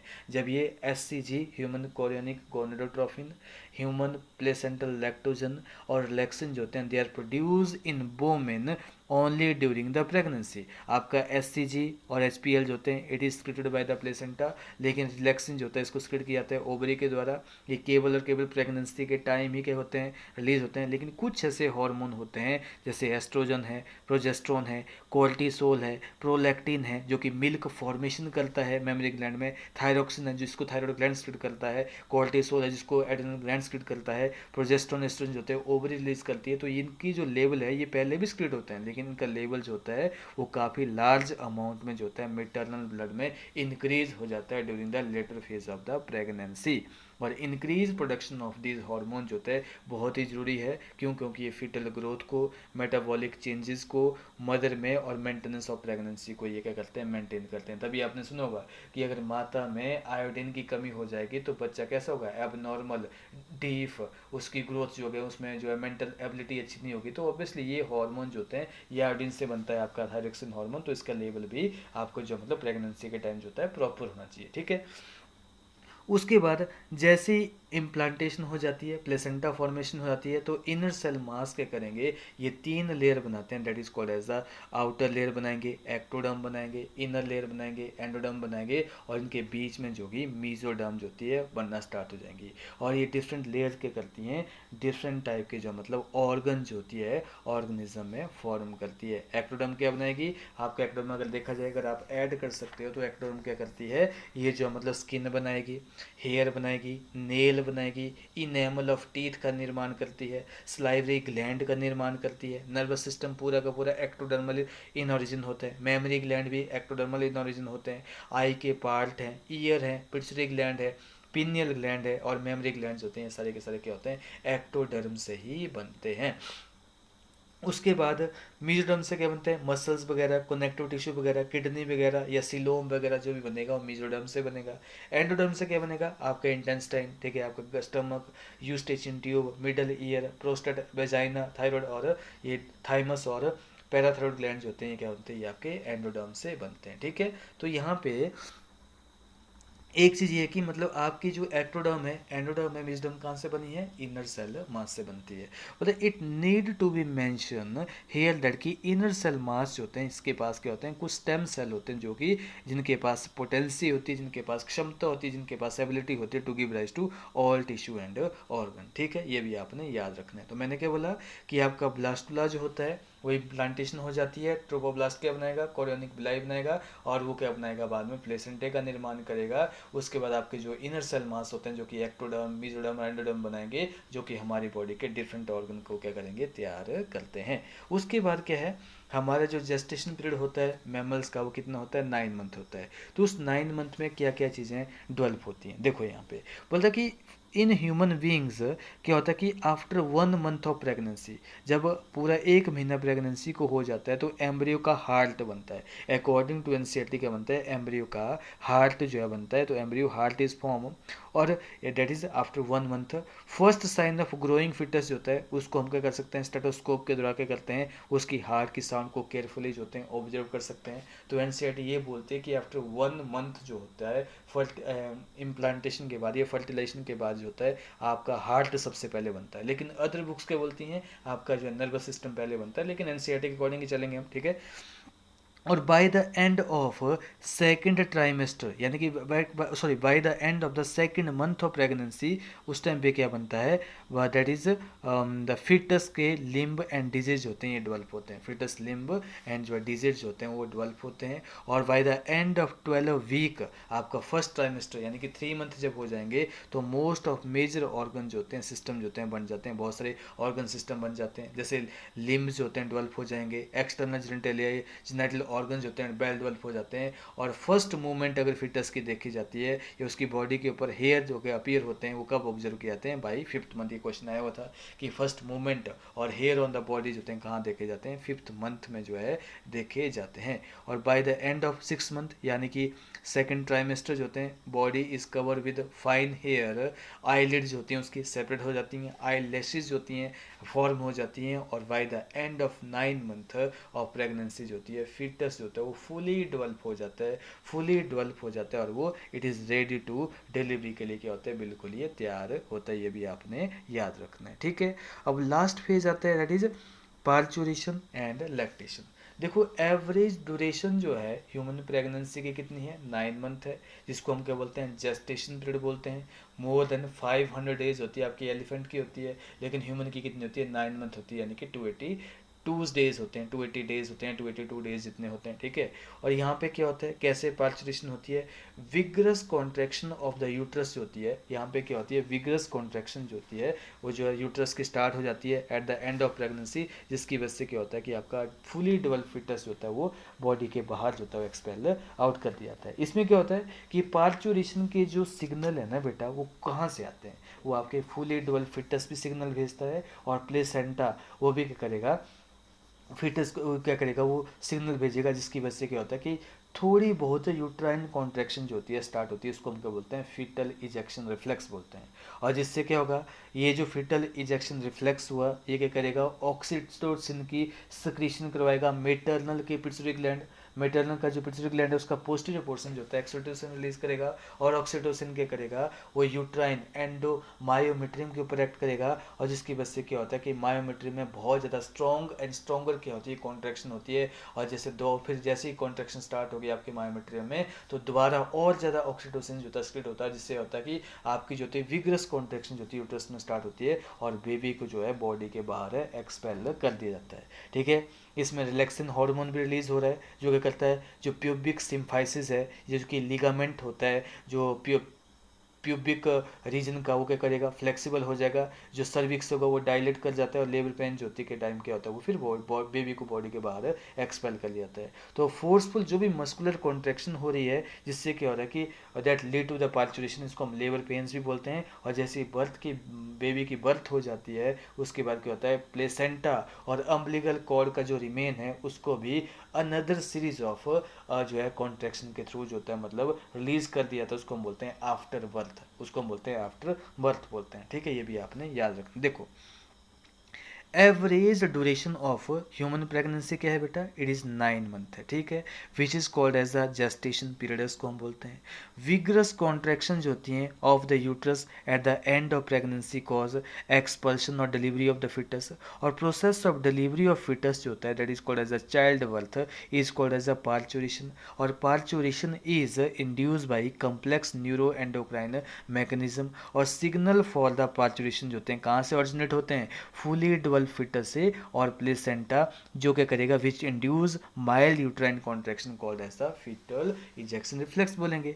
और फीटल इजेक्शन रिफ्लेक्स क्या करेगा, ये ट्रिगर करेगा release of oxytocin from maternal pituitary, from maternal pituitary से क्या होंगे, ऑक्सीटोसिन जो होता है रिलीज होगा, ठीक है। और जिसकी वजह से क्या होगा कि ऑक्सीटोसिन जो होता है ये यूट्राइन मसल यानी कि मायोमेट्रियम के ऊपर क्या करेगा, एक्ट करेगा, और स्ट्रॉन्गर यूट्राइन कॉन्ट्रैक्शन करेगा, जिसकी वजह से क्या होता है कि ज़्यादा से ज़्यादा और ऑक्सीटोसिन क्या होगा, रिलीज होगा, और जिससे क्या होगा, और कॉन्ट्रैक्शन होगी, और stimulatory reflex between uterine contraction and oxytocin क्या करेगा, ये आपको जो स्ट्रॉन्गर एंड स्ट्रॉन्गर कॉन्ट्रैक्शन करवाएगा मायोमेट्रियम की, यूट्रस की, और this lead to the expulsion of the baby out of the uterus through the birth canal, that is cervical canal and vagina, और पार्चुरेशन इसी को हम बोलते हैं। जैसे ही इन्फेंट जो होता है उसको डिलीवर कर दिया जाता है, प्लेसेंटा जो होता है उसको भी एक्सपेल्ड कर दिया जाता है by another set of uterine contraction, जिसको हम आफ्टर बर्थ बोलते हैं, ठीक है।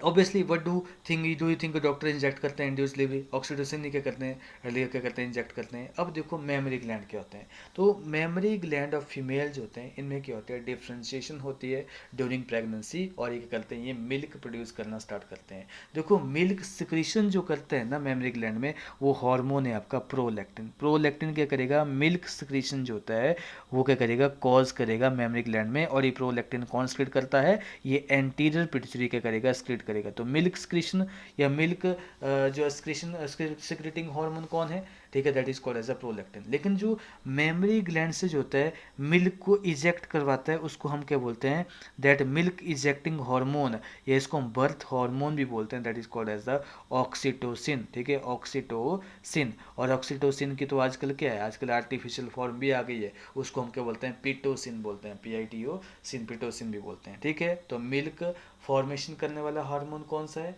आपका, प्रोलैक्टिन है, लेकिन मिल्क को इजेक्ट करने वाला ये बर्थ हार्मोन किसको बोलते हैं हम, आपके जो है ऑक्सीटोसिन को बोलते हैं।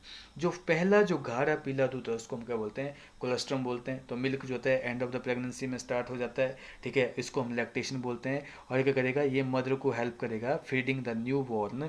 और milk produce during the initial few days, यानी कि 1 to 3 या 1 to 5 डेज में, उसको हम क्या बोलते हैं, कोलेस्ट्रम बोलते हैं। और कोलेस्ट्रम में एंजाइम होते हैं, आपकी एंटीबॉडी IgA प्रेजेंट होती है, ठीक है। और ऐसे बहुत सारे जो होते हैं विटामिन मिनरल प्रेजेंट होते हैं, जो कि एक बेबी की हेल्दी लाइफ के लिए बहुत ही इंपॉर्टेंट रोल प्ले करते हैं। इसको हम कोलेस्ट्रम बोलते हैं, जिसमें सेवरल एंटीबॉडी होती है IgA, जो कि एब्सोल्युटली इसेंशियल होती है develop resistance of the new born babies.